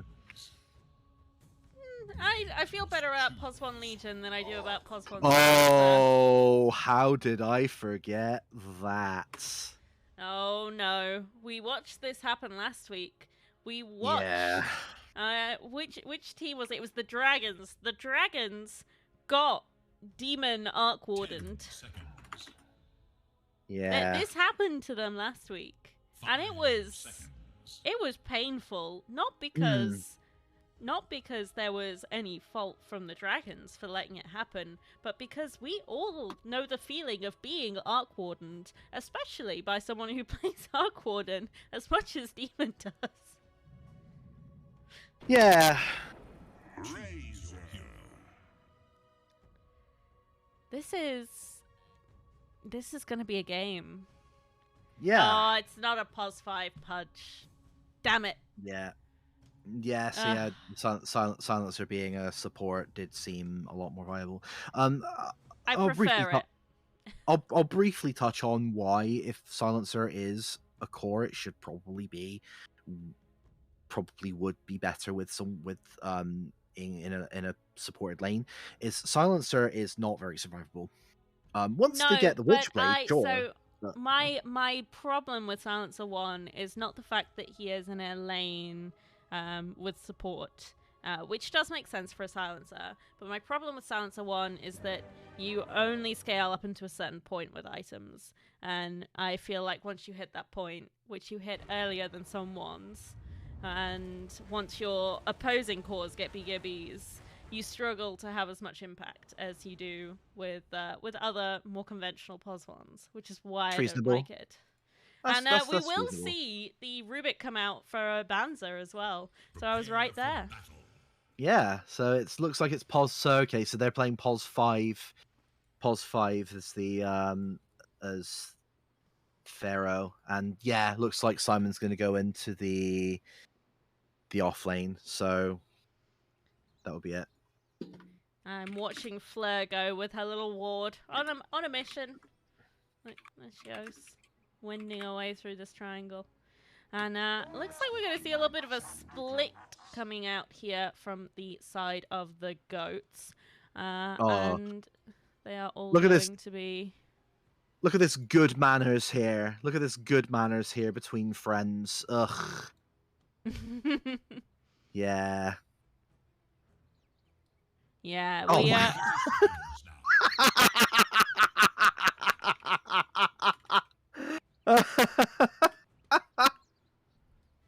deciding that clearly I was making soup as the delay. Ah, well.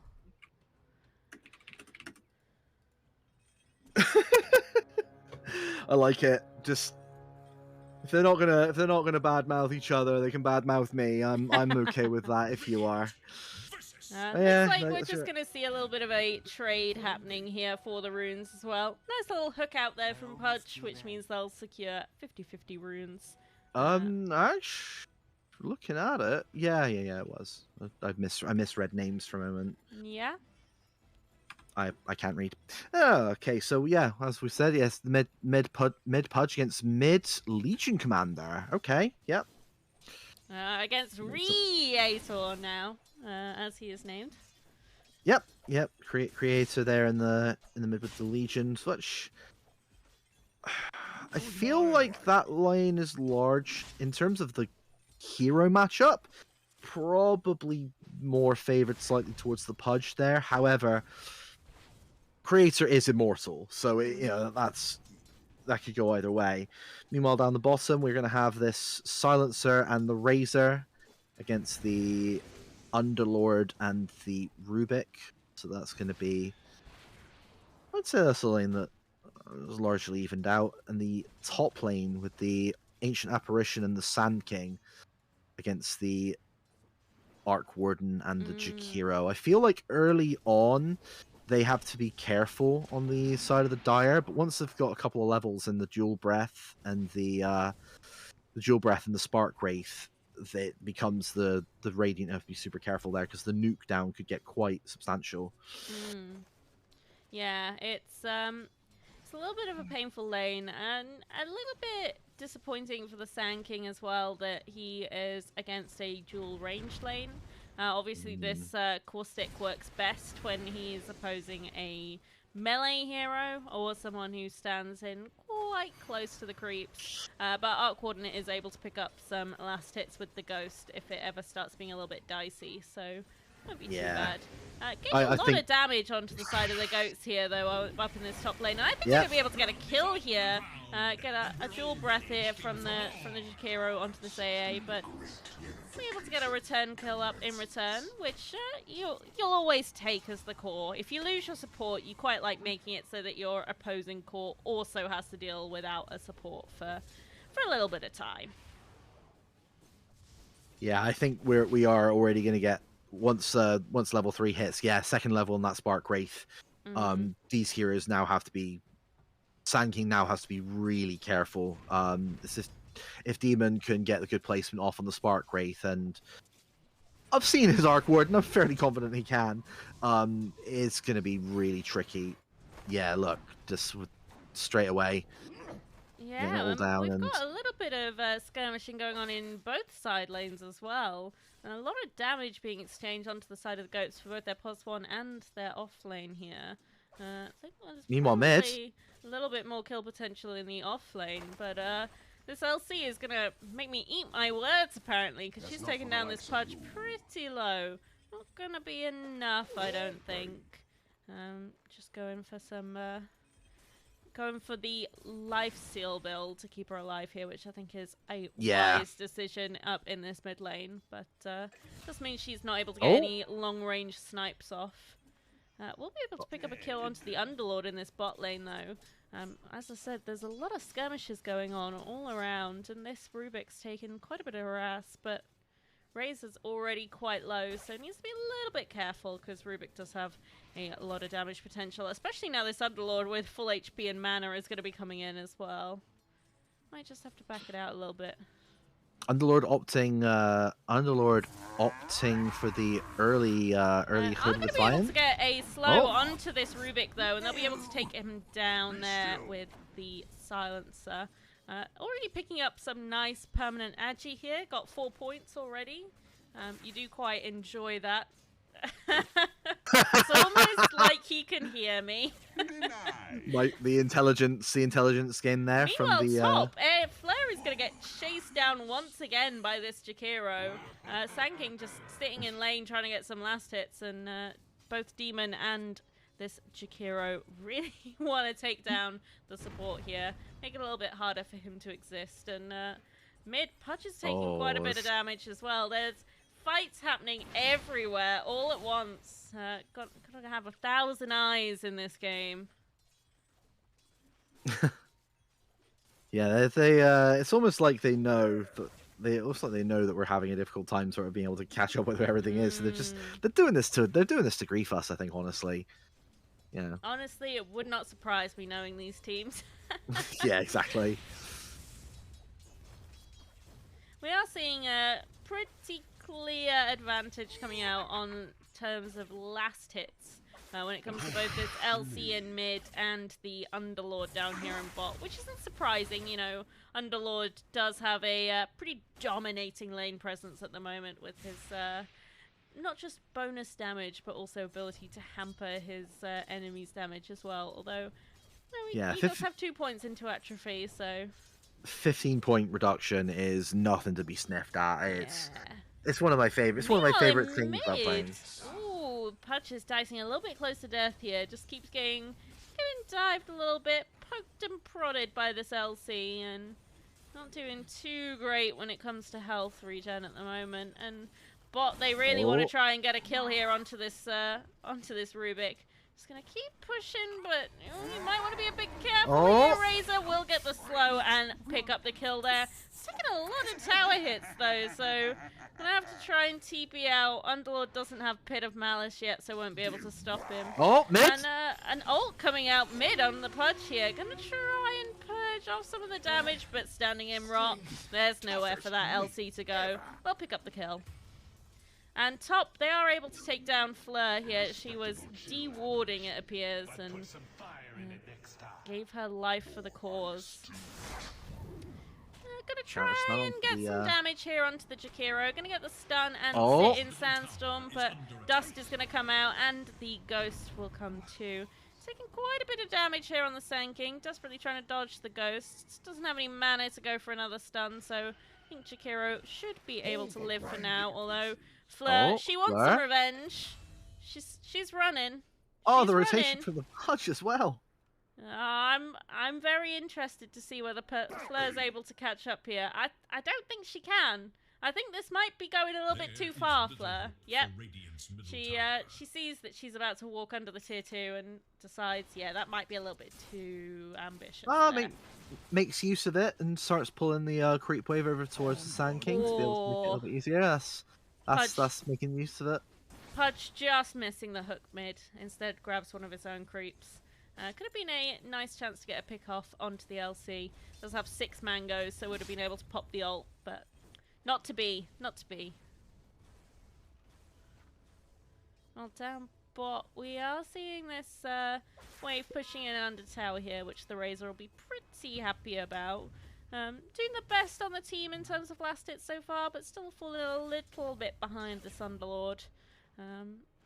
Who's seen this build on this Legion Commander? Just 3 bracers, a ring of protection, and starting to go towards treads. That's... Hey, when you need HP, what are you gonna do?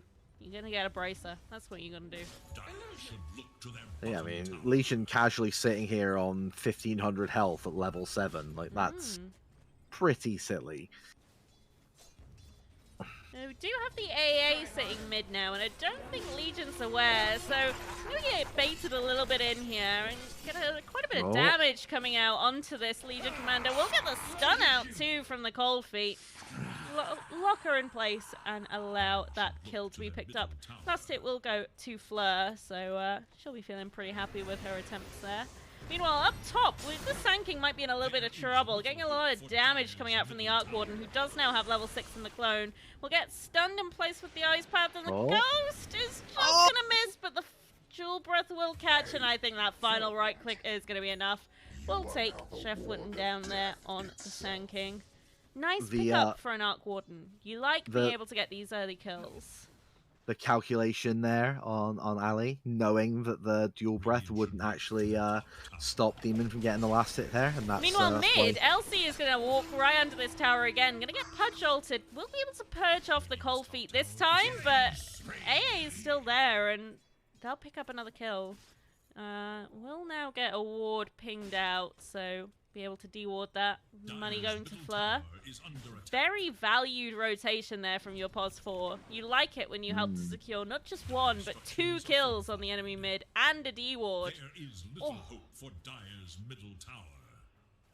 So I'm not. I feel at this point the Legion just needs to accept that this is not necessarily the Not working out. place anymore. So I think she at this point she needs to start thinking of maybe taking some of the camps sort of closer to the tier 1 and try not to encroach too much on farm that's meant to be for the Arc Warden. Although the Arc Warden does have the Midas coming out, and that is the thing to think about. The other mid lane might not be going the best right now, but it could very well be that they're just buying time for Demon on this arc to get the space that he needs, because he's got the Tempest double ready to go. Second Midas, that's what you want. That's what you want to see. Yeah, and this will have a huge impact. If we take a look at the net worth already. Oh, meanwhile, Fleur just gets absolutely blown up by ghosts there. And this Sand King's going to be in trouble too. Yep. Going to get Jewel Breath. Going to have a lot of damage coming out from the Arc Warden as well. Going to try and get the ult out, which is doing a lot of damage here to Demon. But he can't chase. Demon's under a ghost. Sandstorm is going to pick up the kill onto the Jakiro, but he might be able to chase now. Going to get the stun out. Elsie's going to come and get the stun and the Jewel. Very, very nice rotation there from the LC. That's exactly what was needed at that moment in time. But the Pudge is also here, and he really wants to try. Oh, mistook there, but the AAO! Fleur coming in clutch there. Will pick up the kill onto Demon. They will get a kill on Rubik in the bot lane, but we're going to watch this man fight between Pudge and LC coming out. Cold Feet's going to proc onto LC, and she will get stunned, but I don't think there's any follow-up here, especially not now Jakiro's back and ready to party. And Ash is up here now as well. Going to get all of this DOT purged off the Jakiro. No slows left anymore, so now just 4 heroes chilling out here. So might look to push in this tier 1 and see if they can get an early tower. If we take a little bit of a look at the net worth, we'll see that this Arc Warden is coming out pretty happy from this laning phase. A little bit above, a little bit above his mid laners. Well, about a K above his mid laner, about 500 gold off the nearest competitor too. So pretty happy with that. Sand King just walking under tower. Completely missing Razor, getting a solo kill on the Underlord, but Jewel's going to come out onto this Silencer, which will be some very easy damage from the LC there. We'll get a nice ult out from the AA, but going to be able to be taken down in return. We'll get a pick off onto the LC from the Sand King, which will be okay about from a core perspective, but yeah. Losing your 2 supports, not great, but in return for a mid kill, Goats are really happy with that. It's not the worst trade. Really happy with that trade. They're really happy with that trade. Shutting down this mid, who's already not had the best time of it. They do have a problem in a form of, Zet is still happily farming quite freely and happily over by the mid lane, and he's got the easy access to the jungle here. Meanwhile, the Sand King might be in a little bit of trouble here. I think he's stayed around for a bit too long because there's another rotation coming out. Will get dusted, picked out, and a Jewel coming out from the LC, which will be some very well appreciated damage there, up to 30 now. So something wrong neighborhood. Yeah, you can't stick around too late with these rotations, even when you're feeling pretty confident. It's Demon not hitting that last creep there. Interesting. Okay. So we'll see these 2 supports smoke mid and see if they can get an angle onto Demon here, because they do know he's there. And the Razor is also in position, has a haste now as well, so this could be a pretty good time to go. Gonna try and get away, but TP coming out. Can he make it? No, he can't. Nice rotation there. So that's basically what the Goats are ahead at the moment, and they are 2K up at this stage in the game, and that's good. But that is the thing that they need to be doing at the moment. Everyone else on the side of the Dire, they are largely largely shut And they down. don't want to stop here either. The No, of course Pudge not. is just going straight for this Underlord. Does miss the hook, and the Underlord has the wherewithal to TP away, but not enough time to cancel it. That ult was mid-cast there. Oh, that was... The Pudge is halfway, almost halfway towards A the lot Ag. of rotations here, though, and this AA might have stepped out a little bit too far out of the comfort zone. Got this Arc Warden clone coming out. Gonna get hooked out by the Pudge. Very nice save there. Clone will die as well, so it's just these 3 heroes now. We're able to pick up a kill onto the LC in top lane with this Razor as well. Very nice counter rotation there to see if they can get something, and has worked out in the GOAT's favor too. Being able to get a very worthwhile kill, and also going to be pushing up onto this tier 1 as well. I think with this Razor here, they might have a pretty good shot at being able to take this tower down, especially as there are 3 heroes here. But the Underlord portal is going to be coming out. Going to have 3 coming through. See if they can catch anything. We'll get Ash on the route, but I think he's going to be able to walk away. He'll get chased down here by the Arc Warden, but I don't think they can find him. We'll get the Ghost coming down onto Razor. Lots of Ghosts coming out here. Quite a lot of damage coming through from this Arc Warden, but it's just the clone in the front. There's a nice lot of gold, but doesn't quite get the kill on really the... what you want there. Oh. We'll get a career kill, but there's just a TP on there, so it won't be too bad for the Goats. You know, the real heartbreaking thing about that was, Kit, from a carrier's perspective, the Midas cooldown was off on the clone. Demon didn't use it. That's makes me sad.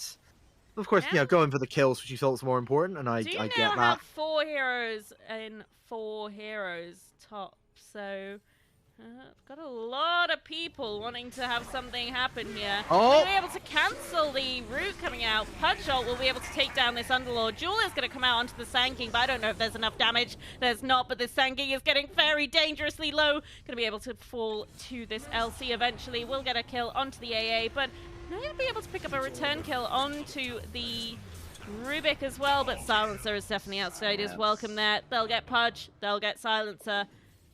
Very nice trade there for the Puffins. They'll be pretty happy with that. Yeah, I mean, the Razor's not there in the fights. The Razor is able to just keep farming and getting some, doing a little bit of catch up, but the, you know, it's still largely feels really good on the side of, much better on the side of the Puffins, who are able to stem a bit of the bleeding, because they were starting to get a little bit of a lead, but now that the, yeah, they're able to get themselves back into it a little bit more and get a bit more damage onto the. Actually, they didn't get damage from that, but they got more, you know, levels and experience levels and a bit of gold from the Legion, who was now caught up a good little bit now, is only 1200 behind that Arc Warden, and is sort of keeping level pegging with that Pudge. Gets a bit trickier in a moment when, you know, Pudge is 900 gold off of that Axe, and then once he's got that, he's really going to be able to start farming quite fierce, and he runs the risk of getting quite large. Yeah, because let's take a little bit of a look at the effective gold. So this LC got her 3 braces, got her treads, but she's also just got a Shadow Blade in terms of an actual item. Whereas this Pudge is very soon going to be having this Axe coming out, which will be able to do a lot more for the team than Shadow Blade on an LC will. Especially as a lot of these duels have already been in areas where she doesn't need to just sneak in and duel a single target. She's just able to stroll on in because there's a full-blown fight going on. Whereas this Razor, you know, got Yasha finished up, starting to build towards this BKB. Got a Maelstrom out on the Arc Warden now. Although this Razor has just TP'd in bot, which might be a little bit of a mistake here, because she is on her own against 4 heroes. Yeah, oh, look at this from the... But gonna have a Sand-King ult come out and be able to take down this this Jakiro. Nice rotations coming out here from the side of the Goats, but I don't think they're gonna be able to chase any further for anything more. So on the one hand, they get the kill and they keep in their mid, tower. they are trying to go for this LC here, but I don't think they've got detection from the Pudge, so gonna get the silencer coming in with a sentry a little bit too late, and it's not quite in range to catch the ward here either. Elsie's hanging about. Looks like she wants to see what she can get, but oh, they might have spotted her. Oh, they might. Blair's about to walk straight into this LC, and she's gonna duel straight onto this poor little AA. Pick up another duel victory. 58 duel damage now, and she's just gonna turn herself into a little pig and run away. One thing you were talking about earlier on about the effective gold on the side of the LC, in just under 5 minutes, that investment, that difference actually changes substantially because those bracers are going to double in value, and suddenly an investment of what 505 gold, so three of those 15 gold suddenly turns into 30 strength. Do you know what else gives you 30 strength? A Reaver, which is, you know, almost double the cost of that. Yeah, a Reaver gives you 25 strength for almost double. And with all the other things that the Bracer also gives. So in a little while, the value of that is going to go up quite substantially. Meanwhile, look at... Oh, they will be able to pick up a kill onto the LC in the bot lane, so looks like she's just hung around a little bit too late. We'll be able to take down the tower, so not completely in vain, but it's not really the position you want to be in, trading your life for a tier 1 tower. Not 4 minutes too early. Game. 4 minutes too early on that. For, and top, they're going to try and go onto this Jakiro as well. Oh. Nice blink in from the Sand King, and we'll just be able to pick up this kill. Even more intelligence going the way of the silencer, up to 12 permanent now. Especially with that shard as well, giving +4 now from kills. The Underlord is hanging about with 3 heroes here, but I don't think they're going to chase too much. And ooh, we are going to see this Arc Warden TPing his clone in, so it could be a nice bit of cash here for someone if they want to take it down, but looks like they're just going to go for the tower first and then pick up the clone later. They do have some Puffin's heroes behind them. Could be a good fight if they hang around a little bit too long here for the goats. But actually, it looks like the goats just want to walk up and see what they can find. Gonna miss the Pudge hook, which isn't a great way to start off this fight, but the steal of the hook. The steal of the hook there, the Pudge not pressing his W as soon as he's thrown the hook. That let's see how much of a mistake that ends up being. The jump there from the Sand King. Yeah, we'll get a stun out onto this Jakiro. Ice Path is going to be able to come out, but the stolen hook there from the Rubik won't be enough to save him. Kill will go to the AA there. Meanwhile, we do have this LC kind of cut off from her team by some of these heroes, and I think they know, yes they do. They'll be able to get a bit of vision there from the Razor, but oh, Sentry will come out so they know she's there. I think they just missed it with the dust, but it doesn't matter because she will purge that away. We'll get a little bit of a slow coming out from the cold feet, but I don't know if they can catch it here. Oh, you know what I love there? Oh, nice hook juke there. Not going to be enough to find her. Little thing that the creator did there that was really good was the aggroing of the creeps, and then walking in the path, like keeping the creeps behind, you know, between them. Yeah. Really nice presence of mind there on the side of the Legion, and I guess that's why they're the immortal. It's little things like that that just make it a lot easier to get away from a Pudge. And speaking of Pudge, he will be able to help take down this this Arc Warden clone in mid lane, which is 300 gold each time, so nothing to be sniffed at. 240 at the moment. It's 300 at the level 18, but that's still, you know, that's still a lot of gold, as you said, Kit. It's that's almost a full creep wave worth of gold. So how much? It's a lot. It's a lot. Yeah, I think Pudge actually got. Yeah, gonna hang around in this mid lane, see if they can get a tower. Do have the Glepnir out on the Arc Warden now, so we'll catch out the Sand King there, but Not really any follow-up. Not really anything to be done. There's still a bunch of damage from this clone, though, because if you're a Razor, why wouldn't you?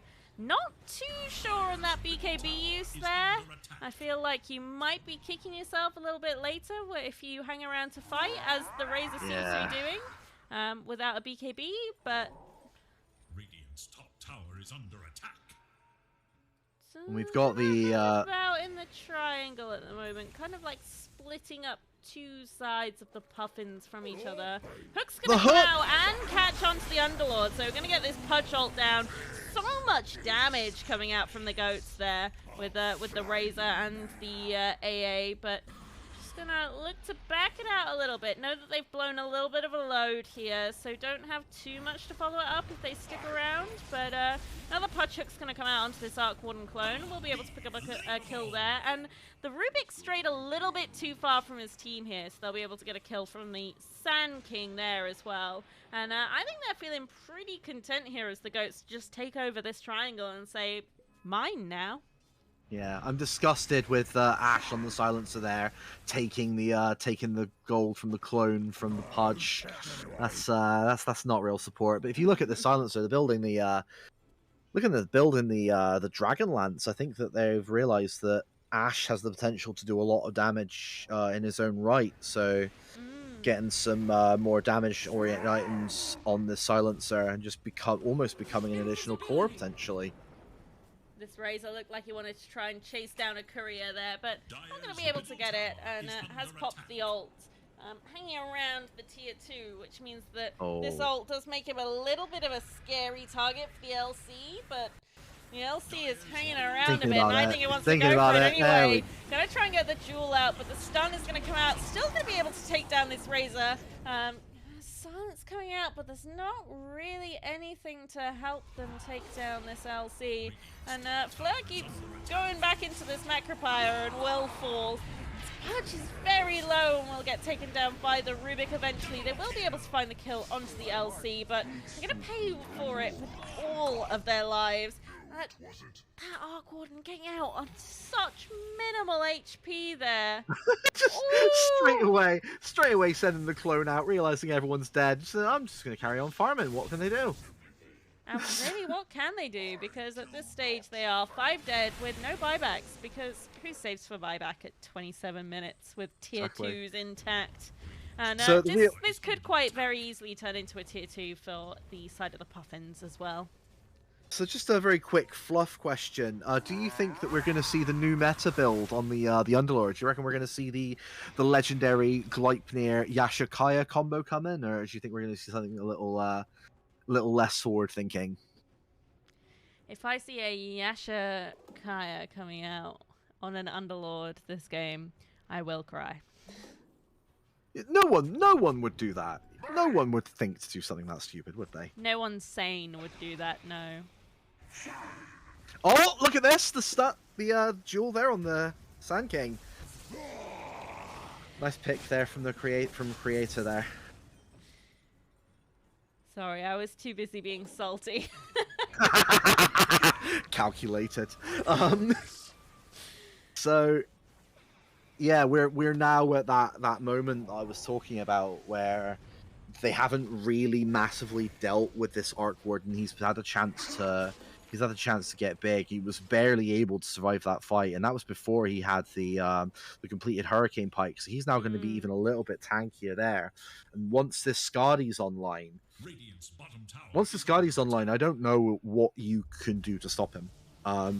You have to be able to, if you can catch him out with the Pudge, with the Sand King, and maybe even having to use like the AA ult, which thankfully is a low cooldown.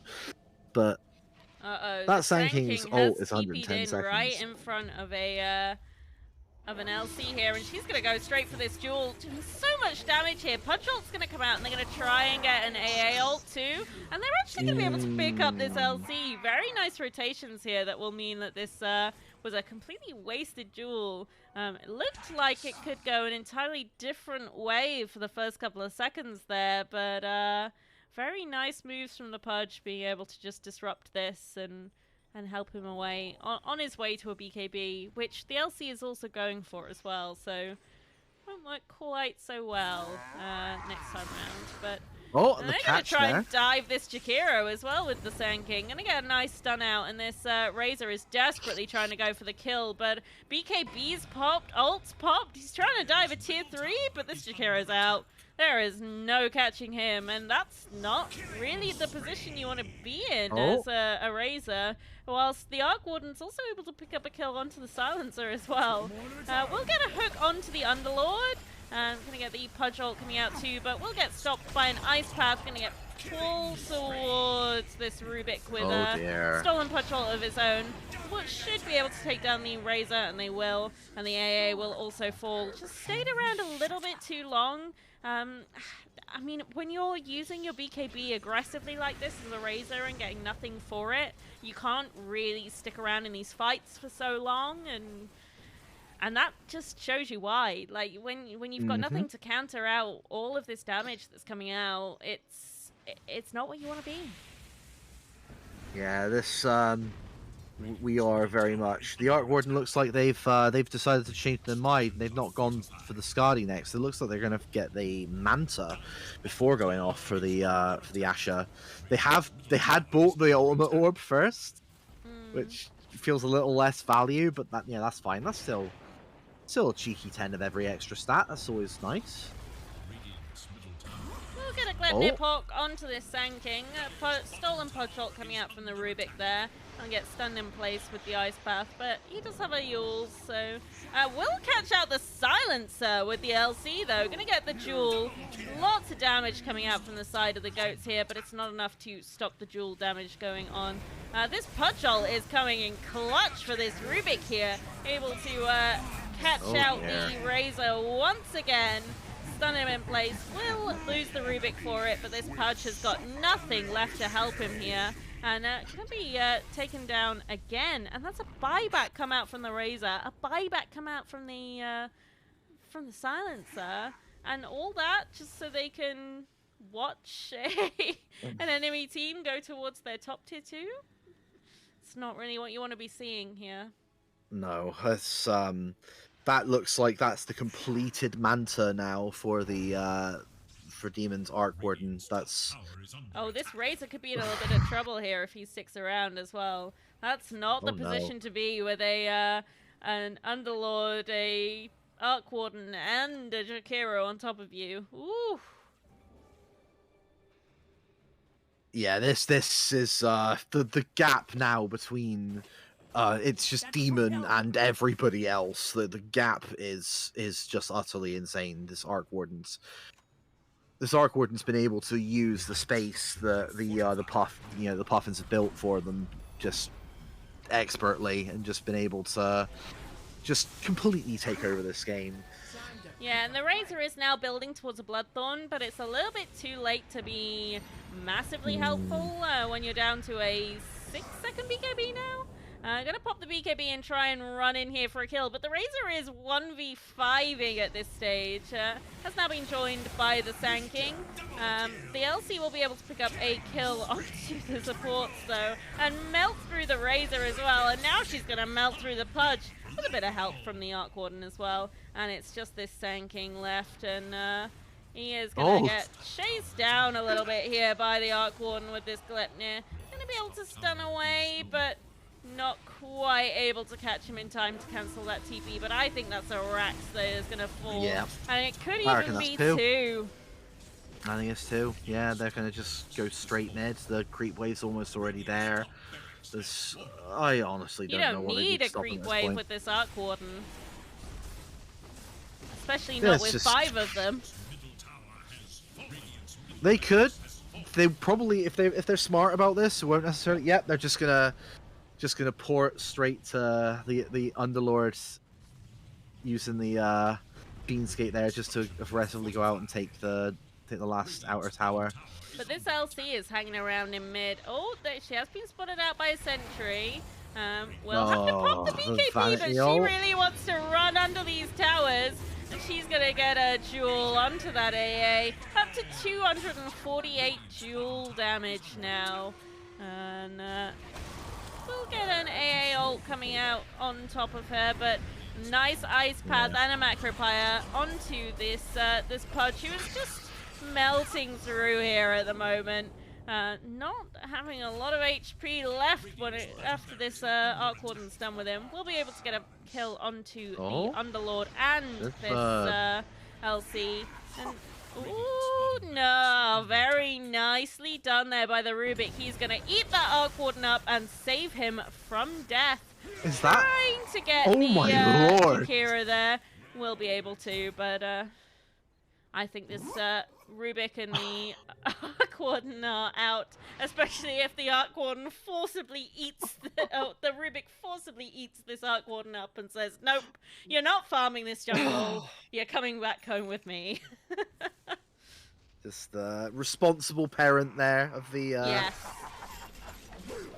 Pudge is gonna hook this Arc Warden clone up bot and try and get a an ult on, but really struggling to kill this clone. And yeah, I mean, you get the 300 gold for your trouble, but you're also taking a good number of psychic damage from that, because you've just seen how much you've had to throw at this Arc Warden, and you know, he's got the Skadi now, and he's going towards the Daedalus next. I mean... And Razor's no closer to Bloodstone than he was when he died in the Triangle. And they've lost 2 racks and all 3 tier 3s since then. Oh, this feels insurmountable now on the side of the Puffins. I mean, they've got some chance. They could get like the dream jump from this Sand King and the AA, but they'd have to catch them massively out of position. And I think that even with the overzealousness, I think, of this Legion, I think this Legion has, I'll say it, they've played kind of, oh, never mind. Look at the graphs. Up to a 97% win rate for, win probability for the Puffins now. Up from 99. At one point, Dota Plus gave the Goats just a 1% chance of winning this game. And gonna try and get a hook into the Roche Pit to see if they can stop this, but I don't think they can. Stolen Pudge ult coming out once again from the Rubik. What a valuable spell steal there. This Dismember has done work for Banza here. One of the things I was going to say earlier is that even when creators played maybe a little, I wouldn't necessarily say arrogantly, but overconfidently with the Legion going in too far, this Rubik has had just tremendous discipline in being ready and available to telekinesis, to friendly telekinesis, or even use the Stolen Dismember. We're going to get the LC coming in once again, popping this BKB and ult onto the Sand King. We'll be able to pick it up. Sand King did try and stun her up there, but just wasn't enough. And Ash just gonna dejectedly put a sentry down. That's his contribution to trying to save this Rax. Pop an Arcane Curse, but there's not really much you can do as a silencer against this. Although the Racer is coming in from behind, gonna pop the ult. Gonna try and get some damage away from this Jakiro, but just gonna force stuff away. Does have the Bloodthorn now, but hasn't popped it before the Pudge ult. And now very, very low. Still hasn't popped the Bloodthorn, and is gonna die before even using this Bloodstone. And that's GG. There's no buybacks. There's nothing. That was again basically what I'd expected was going to happen. This Arc Warden gets space. He's able to get his items, get huge, and then the few times that they do try and go on him, when in the team fights, he's strong enough to survive. And again, this Rubik with the saves, I'm really impressed with how the Puffins played this as a team, considering how many times they've had to shift which player is in and available as and when. They've done really well in adapting to that. Yeah, they definitely have, and that was a pretty decisive victory for the Puffins as well. If we take a look at the graph there, it was all going pretty okay up until about the 30-minute mark, and then it just started to fall off a cliff for the Goats, didn't it? You know, there was very little left to help save them at that point, and as happens with an Arc Warden, when you've let them farm for 30 minutes and pick up, let's have a bit of a look. There was a Glepnir, a full Hurricane Pike, Manta style, I'd almost forgotten about that, and the Skadi at that point. And they then went for the Swift Blink, which they never actually got to finish after that 30-minute point. You know, what can you do, really? And this Rubik had such a great impact on this game, too. You know, these were some fantastic spells stolen. These were some, you know, just incredible, like, moves around the map, always being there and helping the team. Yeah, I'm really happy. I'm sure that the Puffins are going to be really happy with how they kept coordinated as a unit there. I mean, the Goats kept that competitive for a good little while. Like, that game was largely evenly matched until you look at that 30-minute mark, and then just plummets right the hell down from there. And yeah, it's yeah, that graph just falls off a cliff, doesn't it? That's yeah. A classic Arc Warden game there, where things just start snowballing, and then what can you do? It sure was an Arc Warden game. So we had an anti-mage game and an Arc Warden game. No wonder we're so late finishing tonight, hey? Good lord, yeah. But yeah, that will be it for the season as well. Unfortunately, the Goats weren't quite able to pull off a Pit Ponies style last-minute shake-up and take on the 4th position. But I do believe that we now have our final standings for the league. So the Pirates should be finishing off in the 1st position, having won all 5 games, I believe. Kel's Breeze. They will be followed by the Pit Ponies, who were able to clinch their 2nd place today with a victory over the Swans, who will take the 3rd position. They'll be followed up by the Puffins in 4th, the Goats in 5th, and last but certainly not least, we'll have the Dragons in 6th place. I am very happy with the Dota we've seen played over the last 4 weeks. It's been incredible watching these teams grow and learn along the way as well. And I'm quite sad that our winter season has come to an end here at the Welsh Esports League. Yeah, I'm also sad. I could have happily made this my Monday night every night time immemorial, but I'm really happy with how everybody's played. I'm really happy for the most part with with how friendly all of the games have been. We've had mostly really good we've had a lot of mostly really good really sports person like conduct. We've had a lot of understanding towards, you know, from the community, and I'm really happy, even with teams that didn't have particularly great results, I'm really happy that they just went out there and enjoyed the experience and took it for what it was. It's a chance to get experience playing together in a team, even in games where you don't necessarily win. You can still learn something. Sun Tzu said, "Good judgment comes from experience, and experience comes from bad judgment." And you just take regardless of whether you won or lost your games here today, there are things that you will be able to look at. You'll be able to look at your replays. You'll also be able to hopefully see your own progression and see the improvement in how you moved your hero, or, you know, the order in which you cast your spells. All, you know, fairly straightforward stuff, but even a little bit of time playing in this kind of setting does really help help you change how you think about the game. And I'm largely just hoping that the next season that we get more people interested in playing, because I want there to be enough for these games to go on for months. That's the dream. That's what I want. Well, unfortunately, there is only a very limited amount of games we can have, as there are only 8 teams that can take part in the Welsh Esports League. Don't But puncture my dreams. hopefully we'll be able to see all 8 teams fielded next season, and that would be very exciting indeed. So make sure you check out Esports Wales, and you can come and take a look at some of the action in our Discord, where we'll have updates on all of the Welsh Esports League news you need to know.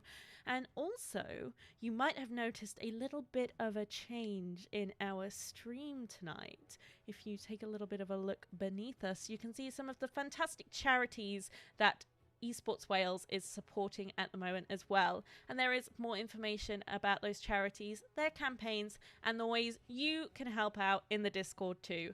So make sure you join, not just to have a good old time, but also to keep in touch with all the latest Welsh Esports League news and what we're doing with some exciting events coming pretty soon. Thank you for joining us tonight and for the last 4 weeks. It's been a pleasure bringing you the latest DOTA2 news for Esports Wales. And hopefully we'll be back later on in the year, Lude. I'm certainly hoping so. They as long as they're happy to have me back, I'll happily keep coming back constantly, because as I keep saying, I want to see growth in this. I want to see growth in this scene in Wales, and I want to see more of the exciting things that Esports Wales are going to be doing with people like Gaming for Good, Special Effect, Sunflowers Wales, and getting more involved in different communities to bring more, because it all helps everyone else. They help bring awareness to the charities, and we also can bring awareness to our scene, and we can help. It also helps us grow. And I'm just really hoping that we can. Really hoping we can get enough people to run all 8 teams and just have the games continue to be as fun. And so we've had some really competitive games, even with some of the skill gaps. Some of these players have really stepped up, and I just want to keep seeing that happen. Yes, well, we will have to see what happens later on in the year. Thank you all for joining us. Have a great rest of your evening. And don't forget to tune in to the rest of the Welsh Esports League happenings across the rest of the week. We'll be bringing you some Rainbow Six, some Overwatch, and also some CSGO. Take care. Oh. Goodbye, everybody.